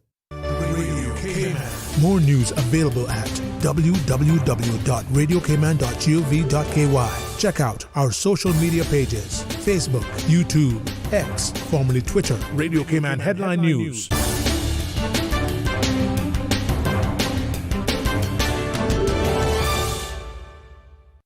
HSA's orthopedic clinic has relocated to the second floor of the Smith Road Medical Center. Our dedicated team of highly skilled orthopedic surgeons treat conditions ranging from spine to ankle injuries in adult and pediatric patients. We offer minimally invasive procedures from ligament reconstruction to hip and knee replacement. If you have experienced an injury due to sports or day-to-day activities, call 949-8600 and schedule an appointment with HSA's Orthopedic Clinic, now located at the Smith Road Medical Center. This holiday season, let Kirk Market do the roasting so you can do the hosting. Visit in-store or shop online and order your traditional family feast, complete with classic roasted turkey and ham, all the tasty sides and trimmings. Let the chefs at Kirk Market be your holiday helpers so you can spend less time in the kitchen. Order online at kirkmarket.ky or visit in-store today. And don't forget to visit the florist at Kirk Market to find the perfect centerpiece for your table. There's no place like Kirk Market for the holidays.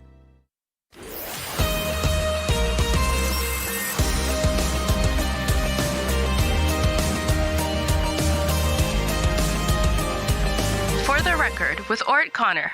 Good morning and welcome back to For the Record. In the studio with me this morning, Leader of the Opposition, Honourable Joey Hugh, and Member of Parliament, Mr. Roy McTaggart. One birthday shout out here to Miss Donna Bryan as well. And this is coming from Miss Lucille. And Miss Lucille, in speaking to Miss Donna Bryan, says, happy birthday, Donna. You have been my dear friend through all these years, a woman with a big heart who loves to help others. You are one of Cayman's greatest artisans in thatching, skillfully making so many beautiful and useful things from the silver thatch palm, a craft you have practiced since you were a child. Your work keeps alive an important part of our Caymanian heritage. You cherish flowers and have a way of making conversations bloom. Always so smart and insightful about politics and life. You give openly from your heart, and I have been privileged to know you all my life. You only call me Greenleaf, and you never tell anyone the story behind that name. Today, I celebrate you and wish you the happiest birthday. May your day be filled with love, joy, and all the blessings that life can bring. As it is written in Proverbs 3, verses 1 and 2, my daughter, forget not my law, but let your heart keep my commandments. For length of days and long life and peace shall they add to you. May God bless you with long life, health, and peace. Thank you for being such an incredible friend and a treasured part of my life. Again, to Miss Donna Bryan, coming from Miss Lucille Seymour. Gentlemen. What did she call her? Greenleaf? Yes, Greenleaf. I'd ask Miss Lucille what that means next time. Happy birthday to Miss Donna. Hope you have a wonderful day. No wonder. I was wondering yesterday why, for the first time, Kenneth wasn't jumping up to go on the radio. And he said, I think somebody else should go. Now I know why. But happy birthday, Miss Donna. Okay. So I did get some more information during the break, OC. Okay. Just to add clarity. I guess this was information that came out of last night's meeting as well. So the incubation period of the disease is 6 days. And so we're just 1 week on from when the first cases were discovered. And at this point, there is 3 farms that are under quarantine at the moment. So that suggests that they had found strains or indications of the virus in 3 farms so far. I don't have the locations for those 3 farms, but so it is spreading, and there is real concern. There was discussions and real concerns about how to control and to manage the virus, and in particular with the feral chickens, which are strung across the entire island. So. So it is an issue that we do have to stay ahead of. We're here to support, and we encourage the government to again, start holding press conferences so that the information is clear and up to date and is available to the general public and not just those in the farming community. Okay. Now, earlier you did mention, about the feral chicken, and you have any suggestions in terms of how what approach the government should take with that? We know when we had the iguana culling, for instance, extremely successful. Yes. We see them coming back slightly, but there are people out there who still they're back. There are people out there who still trying to keep on top of it. Very difficult to control. Any ideas? Yeah, the iguanas are back, and we were chatting about that yesterday too. They're back, and they're a bit wiser as well. I've noticed the ones in my neighborhood, they are not as friendly to people as they used to be. The minute they see someone, they take off. So the culling has obviously had an effect on them, where they are not as comfortable around human beings as they used to be. Mm-hmm. So yeah, and I don't know. I think that there needs to be a plan, OC, and whether or not it is to capture, to perhaps start to catch, and I understand there's a vaccine for this virus, so they could start catching and vaccinating the feral chickens. They could start with doing that at as again, like I said, despite it being against the law, there are a lot of people that do feed these chickens in their backyards and outside it. Those who the feral ones that are, in the swamps and along the dike roads and stuff is one thing, but when you have them stretched along the island in very public areas, something, there needs to be a management for those, and whether it's culling, I know it's a tough, a lot of people would be upset about that. But I think this is, has to be a part of the plan to deal with this virus, is to deal with the feral chickens, and whether that is to capture and quarantine in one area, ensuring that there's no spread of the disease, or to capture and vaccinate, or to cull, or a combination of the three things. That I think the government needs to sit and have that conversation, and need to come out and provide a plan for that. I know there was a gentleman that had proposed a farm in East End. I think he didn't get planning permission, and that was I think it was going to be to capture and use the local chickens to produce. I don't know whether it was for humans or for animals, or produce feed of some sort. But yeah, it is a conversation that has to be had. It has to be had sooner than later. And we have to get the public on board with whatever the plans are. And I, again, like I said, this is now, because of the feral chickens in particular, but also the migratory birds that they feel brought this virus in. It's not just the farms anymore. It's going to run right through everybody's yards and that sort of thing. So. Mr. McTaggart, from a budgetary standpoint now, reaching the end of the financial year, either departments or the relevant department may not have budgeted for something, like this.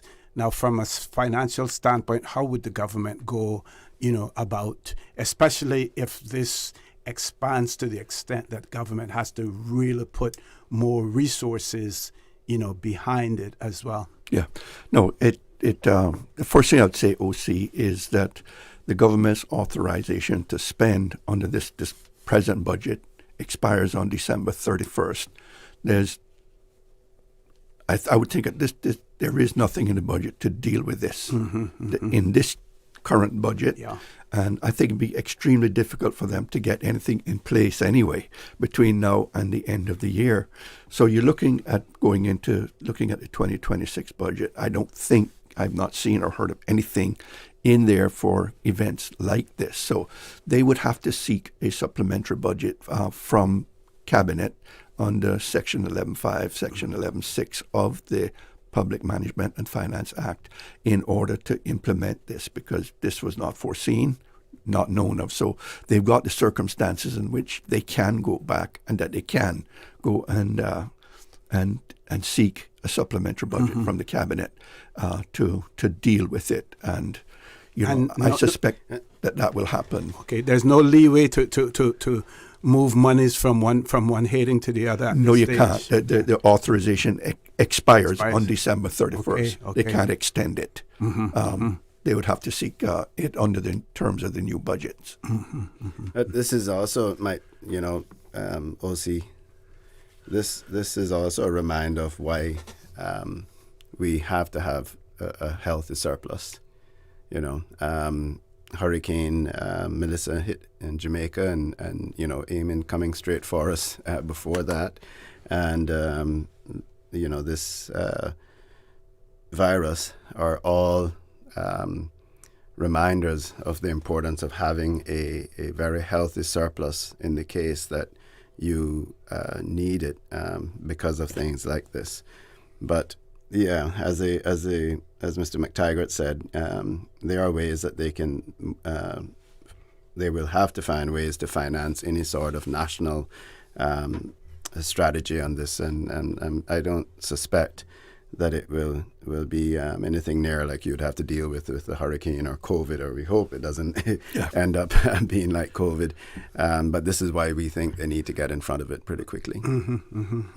Two comments that we have received, all supporting basically the government collecting all of the feral chicken and then doing something in relation to farming them and providing for those persons who are financially challenged as food is concerned. Easier said than done, but quite possible. We have to start somewhere. Yeah. we have to deal with it. Exactly. Yeah. Now on another point, and I saw something where CCRI, which is the Caribbean Catastrophic Risk Facility, it's actually a webinar talking about the official launch of the livelihood protection policy. And the reason I'm mentioning this is that we see in other jurisdictions for Jamaica where you have, larger farms and stuff like that. And we see more and more farming taking place in the Cayman Islands now on a commercial standpoint as well. And I'm not sure what that facility offers for farmers. I would imagine unless those that are now directly affected by this avian flu and having to destroy, all, of your crops. When I say crop, in terms of your flock and stuff, can be financially draining, as well. And if those persons don't have any sort of insurance facility, whether or not there would be any appetite, in terms of the government assisting them. And if you were in government, what would you do? We're going to take the commercial break, give you time to think about it. And as soon as we return, folks, the discussion will continue. Please stay tuned. Yeah. Hey, new drivers, don't just drive smart. Cynical and Inspire Cayman's Safe Driver program will show you how. Get real-life simulator training and classroom sessions to help you gain experience, stay alert, and avoid accidents. Learn to recognize risk, manage fatigue, and make smart choices behind the wheel. Certified participants may even pay less for Cynical motor insurance. Learn more and register at cynical.ky. Cynical, keeping Cayman covered. Did you know that Doctors Hospital provides urgent care services 24 hours a day, 7 days a week? And Doctors Hospital's urgent care physicians have access to the most advanced MRI and CT imaging in the Caribbean, providing reliable diagnostics when you need it most. When you need quality urgent care for an illness or injury, Doctors Hospital is here for you 24/7. Whether it's a migraine, chest or abdominal pain, shortness of breath, broken bones, or another urgent need, Doctors Hospital at the top of Walker's Road. Urgent care right now. At Kirk's Home Center, we can make your life much better. We got it all together. We got a great deal in store for you. From cookware to stereos,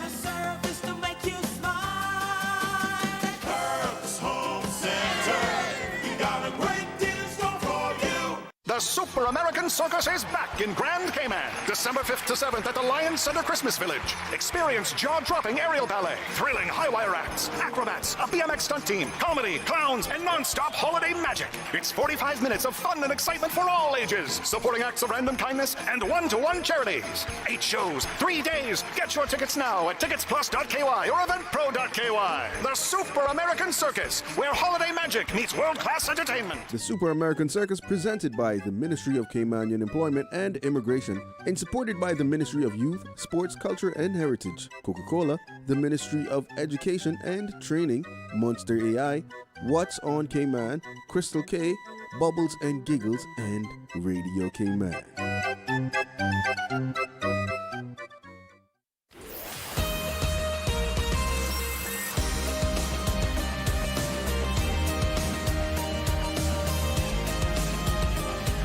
For the Record with Orrett Connor.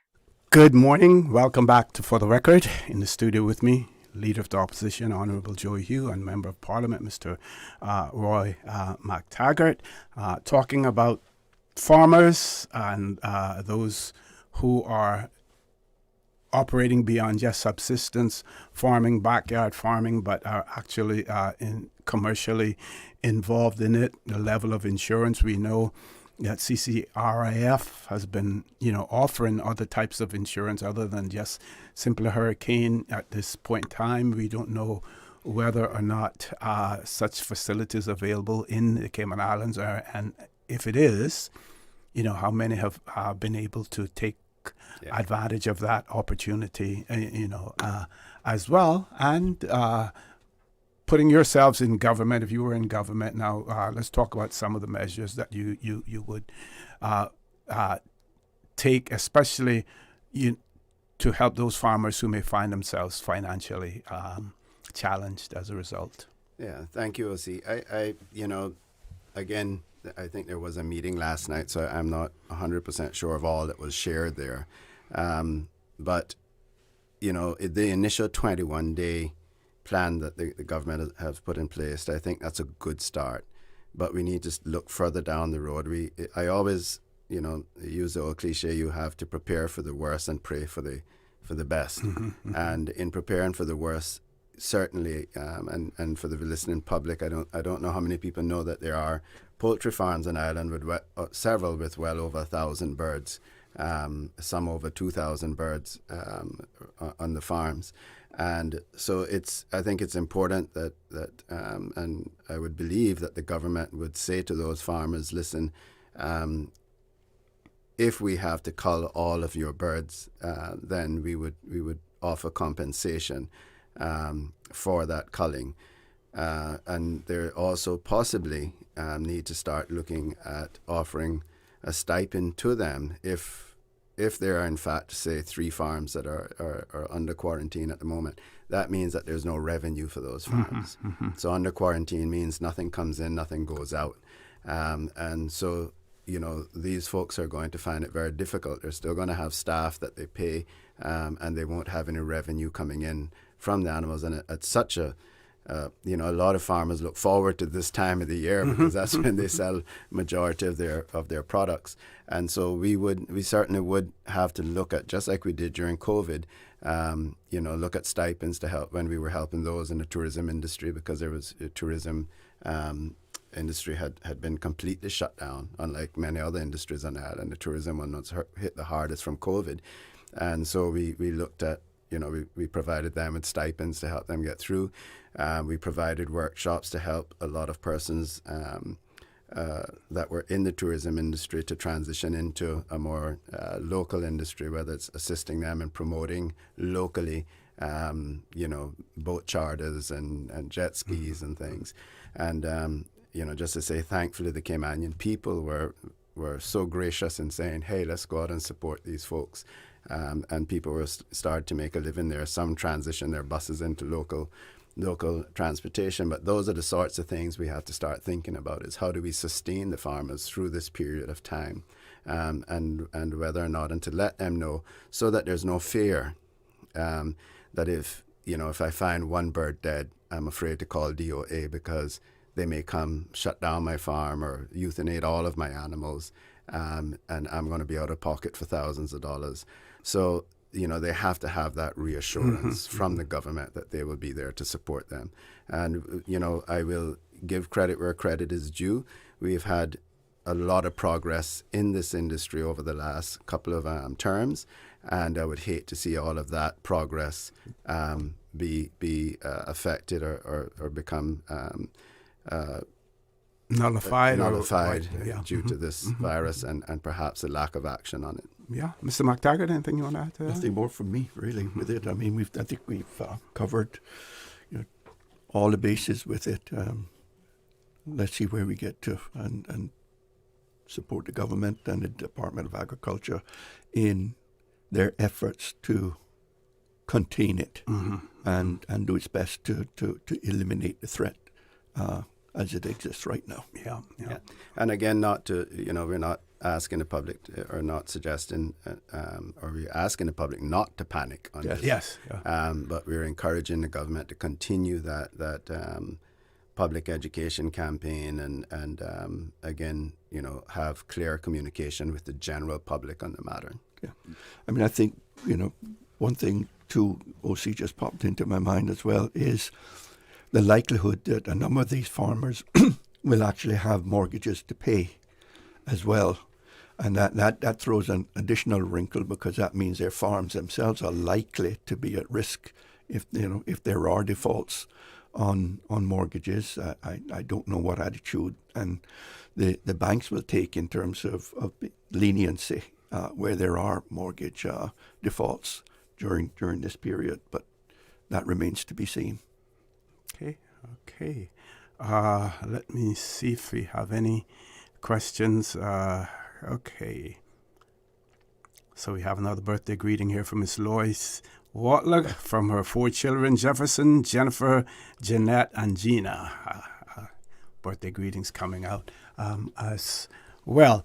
So if we can go back to the budget, I know that the leader of the opposition did, speak about the budget and explain in terms of the reasons, for abstaining.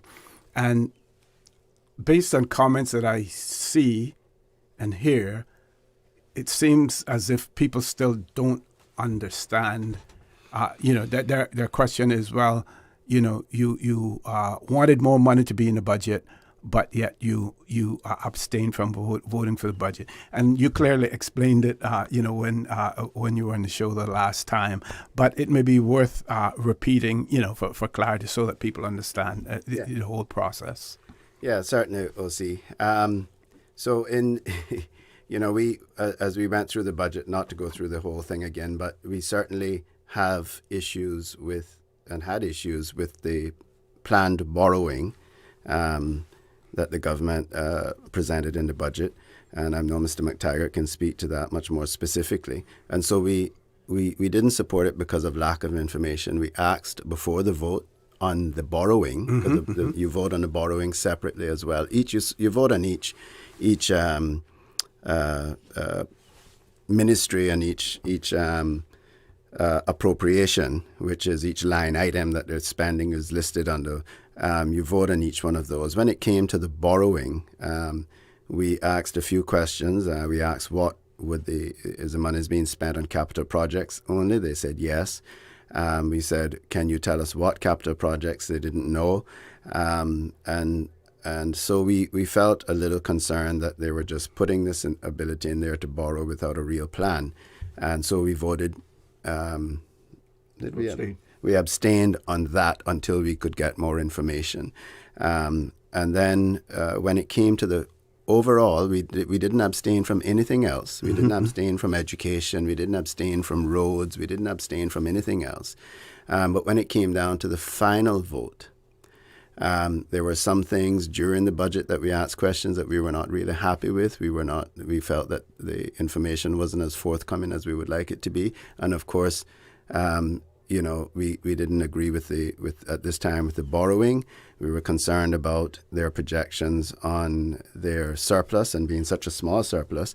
And most importantly, we were very concerned about what we felt or seemed like lack of information and lack of research on the expenditure measures, and these are huge expenditures. Revenue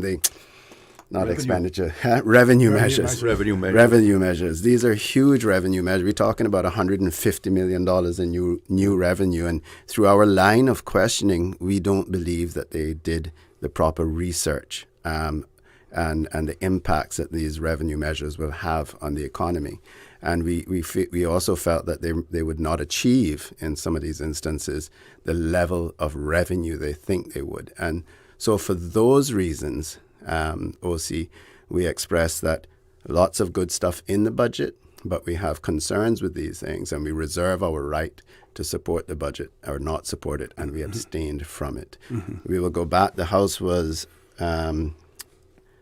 recessed, not adjourned, but recessed. So it's the same sitting for Wednesday the 10th, and then we anticipate, because it's not a new sitting, they can't bring new legislation or anything like that, but they will bring amendments to several acts for the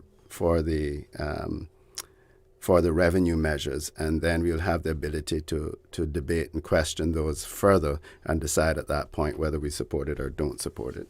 Yeah, and I think here we are, a week away from it, OC. We should really have had the complete details of what these revenue measures are.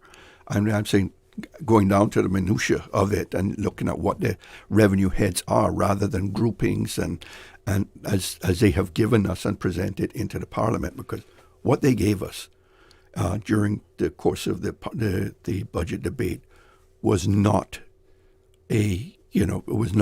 complete details. And I got up in Parliament and I said, so what we have is an incomplete budget before us. And it was only after I did that and called them out on it that we got, it was like a 3-page, 3 pages of information where, where they had groupings of revenue measures and that estimated income or revenue that they were getting from it. But nowhere could I look at it and see, what classes of work permits are they going to be increasing fees on. Work permit fees, that sort of stuff. Trying to give a flavor for what what was in that 3-page or 4-page memo that they provided to us. So no detail, and we're expected. I suspect we'll go right down to the wire, and it'll be next week Wednesday when we go into the House that we will find out what the true details are. Because what that does for, if I could finish this, OC, what that does for us as the opposition, it means that we cannot go in there with armed with information and the ability to question or to look at it. We're going to have to deal with it right then and there. And they all know what they're trying to do, but we are completely in the dark with regard to these measures. And I know from work that I have done and calls I've made, there has not been that engagement with the private sector who are going to be most affected by this. And we know that, because of other commitments, we had the Joint Ministerial Council meeting. I'm not sure whether or not the Minister of Finance has also went on to India to that meeting that was taking place there as well. So, that may affect the ability to get that information that you need. So it's going to, like you said, may come down to the wire, in a week's time. Gentlemen, we're going to take a commercial break. When we return, we have a few more birthday shout-outs as well. Please stay tuned. For the record, we'll be back shortly. My mom's a superhero. She always knows what to do when I feel icky. Yesterday, we went to West Bay Pharmacy, and they had everything she needed. Medicine, my favorite band-aids with dinosaurs, and even flavored vitamins. Mom says they keep our family healthy. I think they're magic. But don't tell anyone. I think superhero shop at West Bay Pharmacy. West Bay Pharmacy, where the superheroes shop. West Bay Pharmacy and Centennial Towers. Convenient quality care is just around the corner. Shipping to the Cayman Islands is fast, reliable, and seamless thanks to Cayman Airways Cargo. Need it faster than ocean freight? Cayman Airways Cargo offers multiple cargo flights to Grand Cayman from Miami weekly, so your packages, whether big, small, or in between, will arrive in no time. You can even use a Cayman Airways Cargo US address for your online shopping. Cayman Airways Cargo is also the only carrier providing air freight services for Cayman Brac and Little Cayman. Contact us today and see why Cayman Airways Cargo was voted as Cayman's best cargo and logistics company in the Best of Cayman Awards. For details, visit caymanairways.com/cargo. This holiday season, let Kirk Market do the roasting so you can do the hosting. Visit in-store or shop online and order your traditional family feast, complete with classic roasted turkey and ham, all the tasty sides and trimmings. Let the chefs at Kirk Market be your holiday helpers so you can spend less time in the kitchen.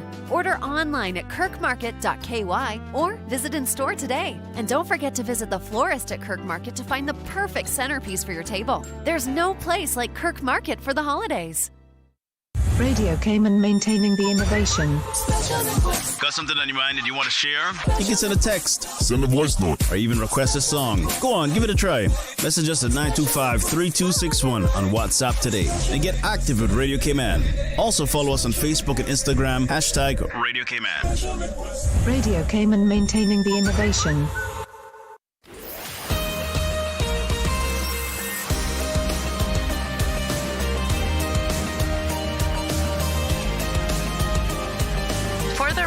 With Orrett Connor. Good morning. Welcome back to For the Record. We have been asked to give a birthday shout out to Antonio Reed Christian, wishing him a wonderful day with many more birthdays to enjoy. These birthday wishes are coming from his mother, Paula Rose Scott, and by extension, birthday greetings to Donna Bryan, wishing her a good one with many more candles to burn as well, coming from Miss Paula Scott, as well. I give one shout out. you're going to have to do it all again tomorrow because I was just informed that Miss Donna's birthday is actually tomorrow. Tomorrow? Okay. As we say in Parliament, I've been reliably informed. I have one shout out. Yes, and I'm just repeating what I got here, but so we'll have to send her a happy belated birthday on Friday. Yes. Can I make one shout out? Yes, sir. All righty. I want to give a big shout out to my nephew, William McTaggart. Okay. He is all the way in Dubai, where he works as a pilot with Fly Dubai, and just got a message from him saying he's listening to us this morning. Excellent. I'm glad for that. It's quite late over there because it's like 9-10 hours time difference, but big shout out to William. Okay, excellent. Okay, where were we at? Did I ask a question before we went to the break? I don't think so. No, we didn't. So we were just chatting about the upcoming. Well, we concluded where we were, and then we have the upcoming meeting continuation of Parliament on the 10th, and Mr. McTaggart raised some good points. I mean, we are 1 week, 7 days away from it, and we still, I think we have they may possibly be bringing the immigration bill. I understand that there's numerous amendments to that bill, so we have not been privy to those as yet. I think there's a subsea cable bill that they're bringing, which I understand is fairly straightforward.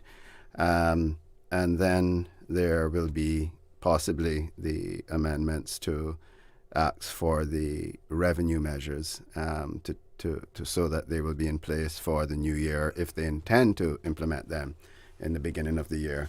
And we haven't had any details on those as yet either. So again, like we said, there were many broad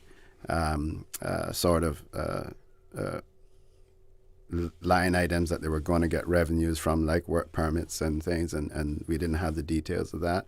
And we still have concerns over whether or not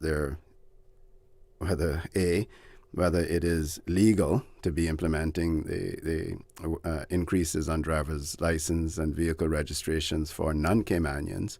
And then we were asking a question as to how are you going to determine who is Caymanian or non-Caymanian, who will the onus be on? So when we go to register a vehicle, do we have to go and get a letter of confirmation from immigration to go and register a vehicle?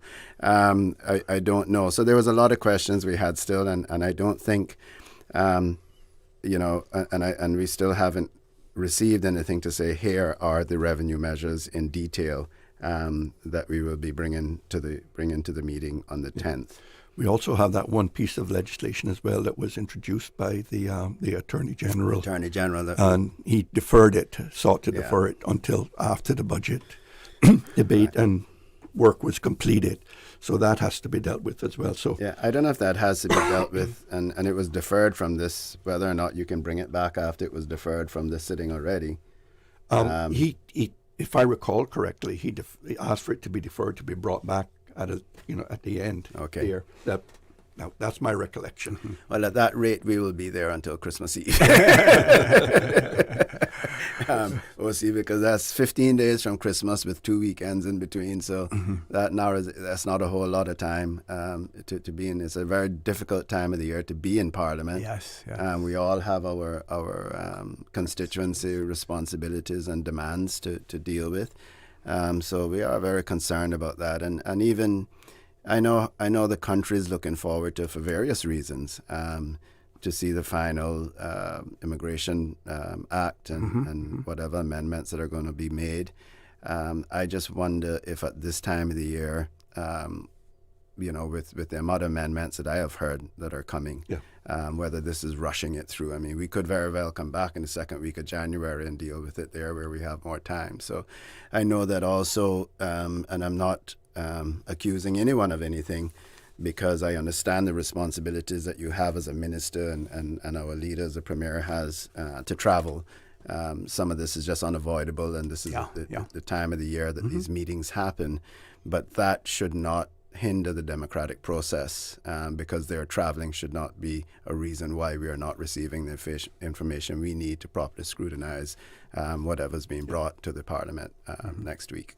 Now, I know, Mr. Hugh, that you traveled to the UK, and you would not have been part of the joint ministerial council meetings, nor any bilaterals that may have been held with the UK. But we do know, I believe, that Minister Anglin did mention about approaching the United Kingdom in terms of, was it Arborean guidelines, or looking at the FFR? The Framework for Fiscal Responsibility. Again as well.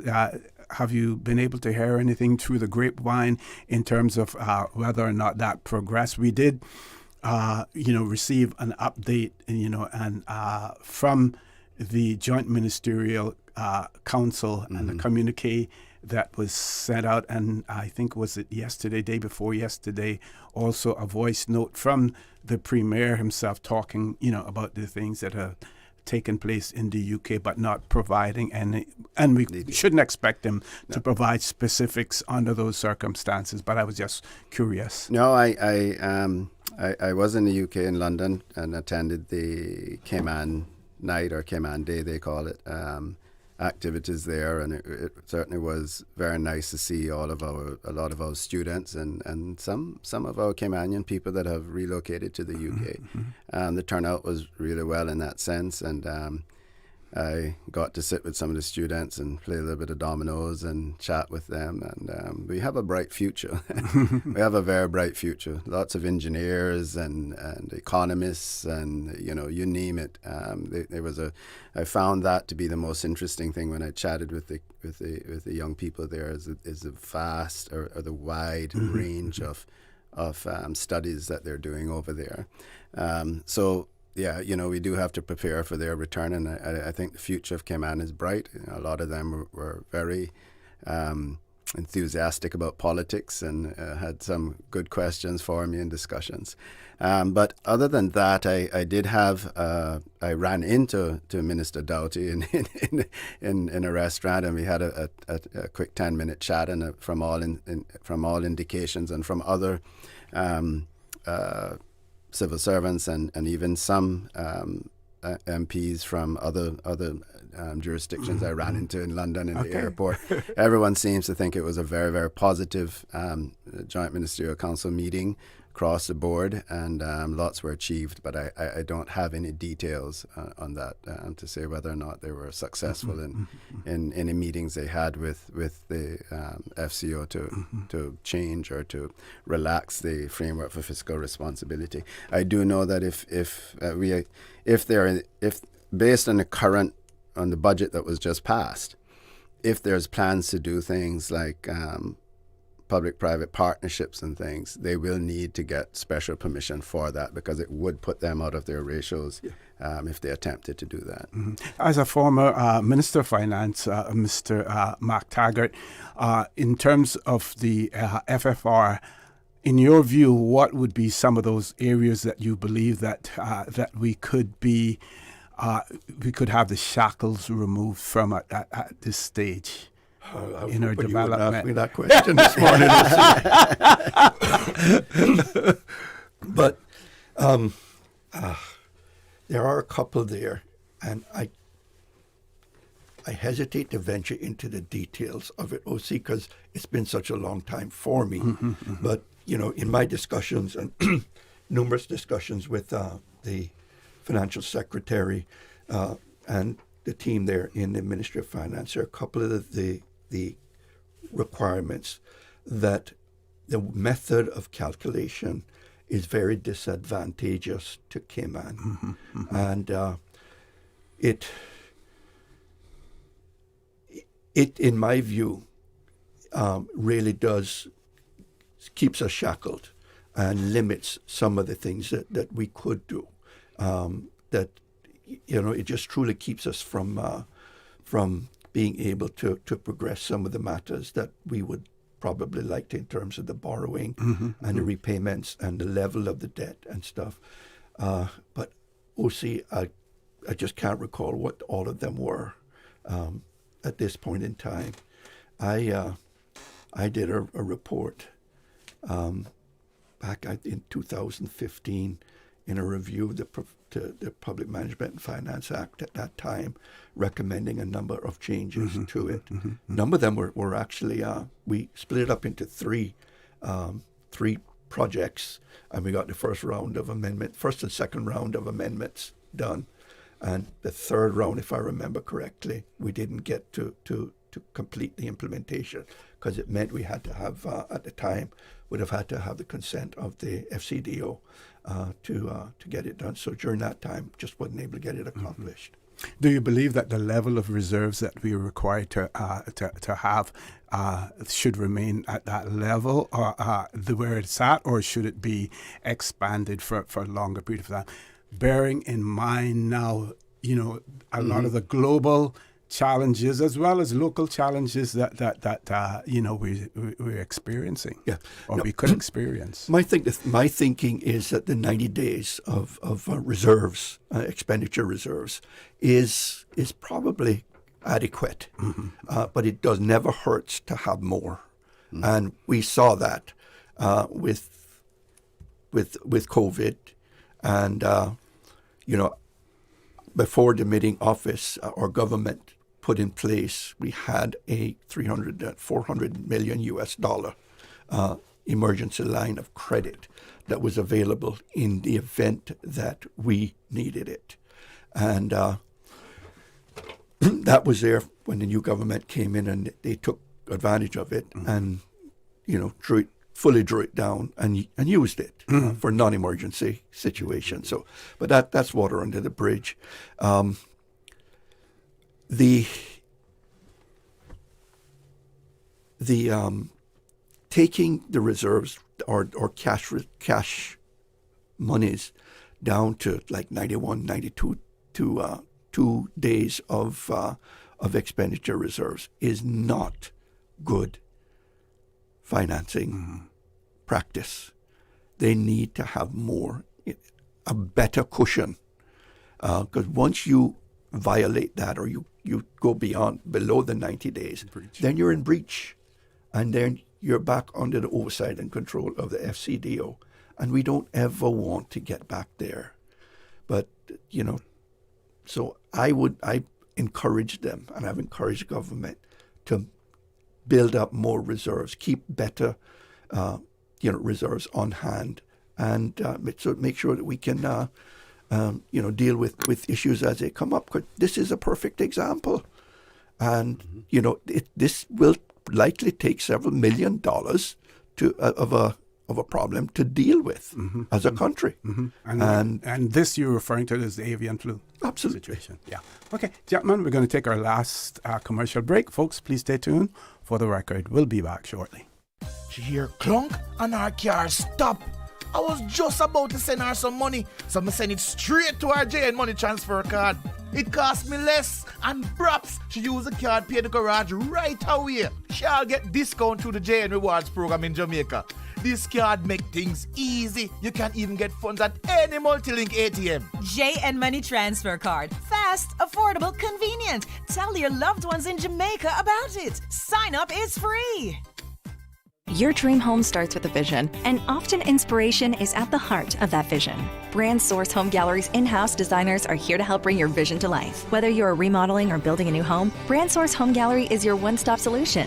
Explore their kitchen cabinets, sinks, faucets, bath fixtures, tubs, vanities, and more. Let Brand Source's designers help and inspire you with your next project. Call 623-5000 and schedule an appointment with a design expert at Brand Source Home Gallery, Dorsey Drive, Industrial Park, serving Cayman for 50 years. Hey, new drivers, don't just drive smart. Cynical and Inspire Cayman's Safe Driver program will show you how.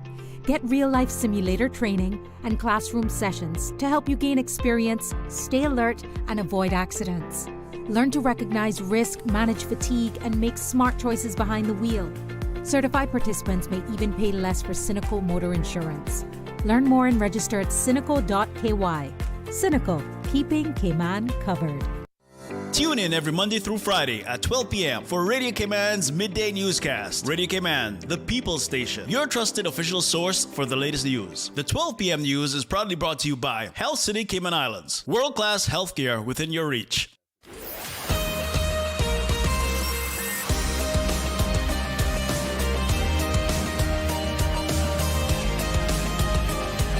For the Record with Orrett Connor. Good morning and welcome back to For the Record. We're on the last leg of the show this morning with the Leader of the Opposition, Honourable Joey Hew, and Member of Parliament, Mr. Roy McTaggart. Gentlemen, I'm going to throw the mic over to you.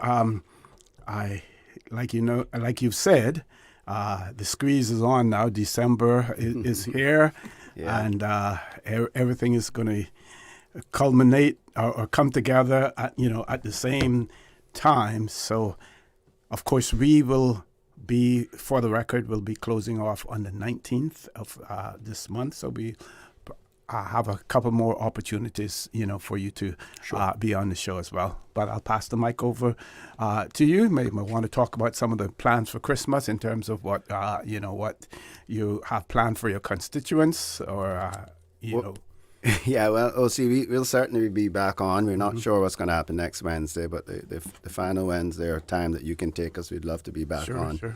And just to wish the country a Merry Christmas. But we are supposed to be going to Parliament on Wednesday the 10th. We would like to be out in our communities the following week, but we are not sure how long Parliament is going to be in session. So, that's the plans. We do have our normal, we do our visits and things as individuals within the constituency. And then we have our normal seniors luncheon that we do for our seniors as well.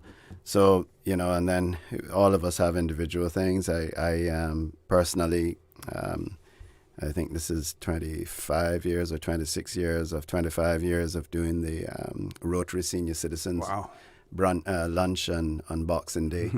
And so my holidays don't start until the 27th. That's when I can finally say, okay, I can relax a little bit. But I think, unfortunately we are ending up in Parliament next week, and hopefully it doesn't go too long. I guess the government will always say to us, it depends on you, the opposition, right? So that could be their strategy why we're going in on the 10th of December. And, my concern is that, as the opposition, we really won't have the opportunity to do our work properly. And that's always a bit of concern for me when we get down to where this is such a tight squeeze and we know what is to come, and we're not getting stuff on a timely basis. The country is not going to benefit from that, from the proper scrutiny that needs to take place. And this is, unfortunately, this is the fight that we have taken on, is that this for the entire 6 how many months that this government has been in, or 8 months the government has been in power, this seems to be the way that's been going. And it's, we don't think, you've heard us say on here several times, and we've made it clear in Parliament, on the floor of the Parliament, that this is not the due process. This is not the way Parliament should be ran, and that is this is, under our Constitution, the form of government we have, the Westminster form of government, and the opposition plays a vital role. In the absence of any other committees other than the Public Accounts Committee, which is more of an autopsy than it is a diagnosis. There's no other committees to hold the government accountable. In many other jurisdictions, there are budgets, bills, everything have to go through several layers of committees before it gets to Parliament. And sometimes they never make it to Parliament. The only committee that we have is the opposition. And that is why we have in the Budget Finance Committee. So that is the committee, which is kind of, at the tail end of where it should be. It should really be before you bring the budget, the bill for the budget. But anyway, it's at the tail end of the budget where we can sit down and scrutinize as a government, OC, because even in this last sitting of the House, and much more in previous budgets over in the last administration, members on the government side asked questions about line items in the budget. So it's important to note that the scrutiny of the budget is done by the entire House. We've seen ministers scrutinize other ministers' line items and ask questions about it. I mentioned it last time we were on as well. We actually brought an amendment to one of the line items, the Alex Panton Foundation, to increase the monies for that, and it was supported by the entire committee. So it's not that the opposition is always negative. We have identified, as Mr. McTaggart said, we identified, and the Minister of Finance said, listen, this is on me, my mistake, where, they had the revenues, but they didn't present where they were going to get those revenue measures from. So these are the things that the Finance Committee does.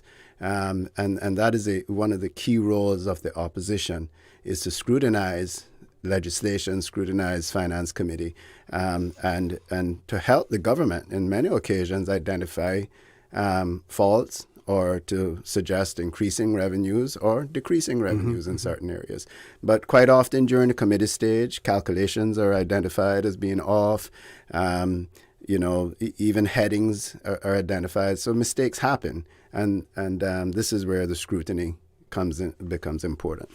So you believe that maybe the whole arrangement, as far as the budget is concerned, that it should be revamped so that there are various levels of scrutiny that can take place, before the budget is actually presented? Well, sorry. No, go ahead. No, we were thankful. I'll just say before that, we were thankful that we were able to get the budget over the weekend before debate and stuff started.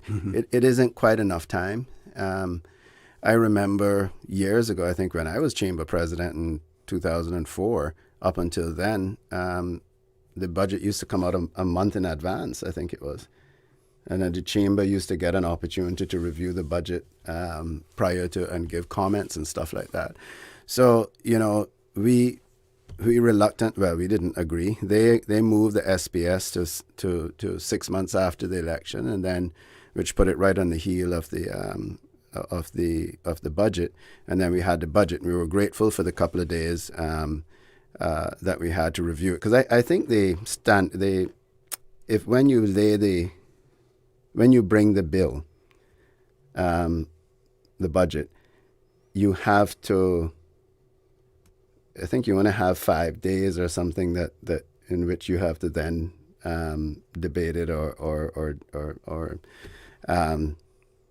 I can't remember the details. I'd have to look that up for you. But but yeah, I think in many other countries the scrutiny is much more in detail, and the budget is scrutinized for weeks and weeks before it actually gets to the floor of the House. It is, and I think the average person doesn't understand that the government's budget, the documents run over 3,000 pages. Wow.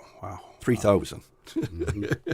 And, they are, because you look at something in one book and you have to follow the trail of it into the other books, because it contains references to other aspects of the budget documents in order to understand what it is and what's included in any particular line item. And it's a challenge, and sometimes the period you get, grateful for it, but it's not sufficient time in which to get and look through everything and prepare yourself properly for scrutiny. And in other countries, and he's right, I think there was 5 books that filled an entire banker's box. Wow. So that's what we left. So we received that. We had 5 days to review that over the weekend, or 4 days, and then we went to Parliament on the 5th. I think it's important also, to once again speak about, which we have before, in other countries, from the UK to Trinidad to other overseas territories, Jamaica, the opposition has access through the Parliament to economists, to lawyers. Whether we're reviewing a bill and we need some legal advice, that's available through in majority of the territories, even not Anguilla, Montserrat, I think. And if in reviewing the budget, there would be accountants and financiers and economists that we could go to as an opposition to get help, or in the case of Trinidad, I think their budget is reviewed by an in-house parliamentary team, and then the opposition can go and meet with them then and get answer questions there at that level before. And then when you get to Parliament, it is actually a real debate then. It's not about checking numbers, but it's a debate on whether you agree with the budget or disagree with the budget and what they're doing with it. So there's so many variances, but it's important to know that, we and traditionally, over the past, the opposition have to rely on private sector or ourselves to sit down and go through those budgets and review them. Okay, gentlemen, opportunity for quick final comments. Mr. McTaggart, starting with you. No, I appreciate the opportunity to be here again, as always, OC, to be on here. I think we've had some really good conversation this morning about matters that are extremely important to the country right now. And I just hope and pray personally that the government, particularly DOA and DOE, will be able to come to grips with the avian flu situation and bring it under control, fairly quickly. And so I wish them all the best. I'm glad this morning that we have the regiment, who I believe they are working. They've been called out, and so that they are a tremendous resource to the DOA and DOE this morning in terms of the work that needs to be done in order to try and contain the avian flu. So I'm grateful for that, and I wish them all the very best in being able to bring it under control and deal with it. And so I thank you and for the listening public as well. Okay, and thank you for being here also, Mr. Hugh. Yeah, thank you, OC. This weekend is Cayman Thanksgiving, so I would like to wish everyone a wonderful weekend and a happy Cayman Thanksgiving. So much to be thankful for. Despite we complain a lot, but we have so much to be thankful for when we look around the world, when we see what happened to our neighbors with Hurricane Melissa.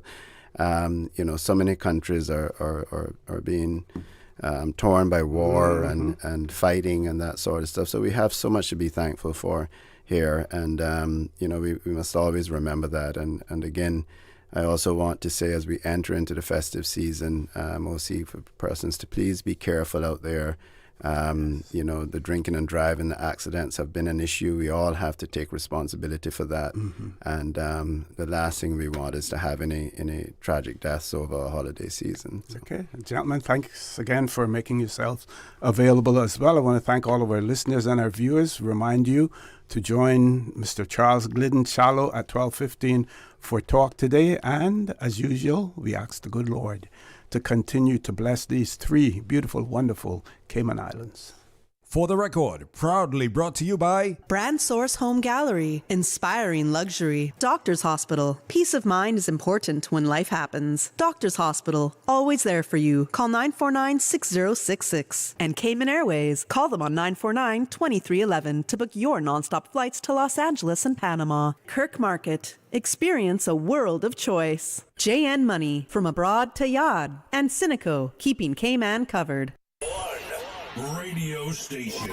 Radio Cayman is the voice of the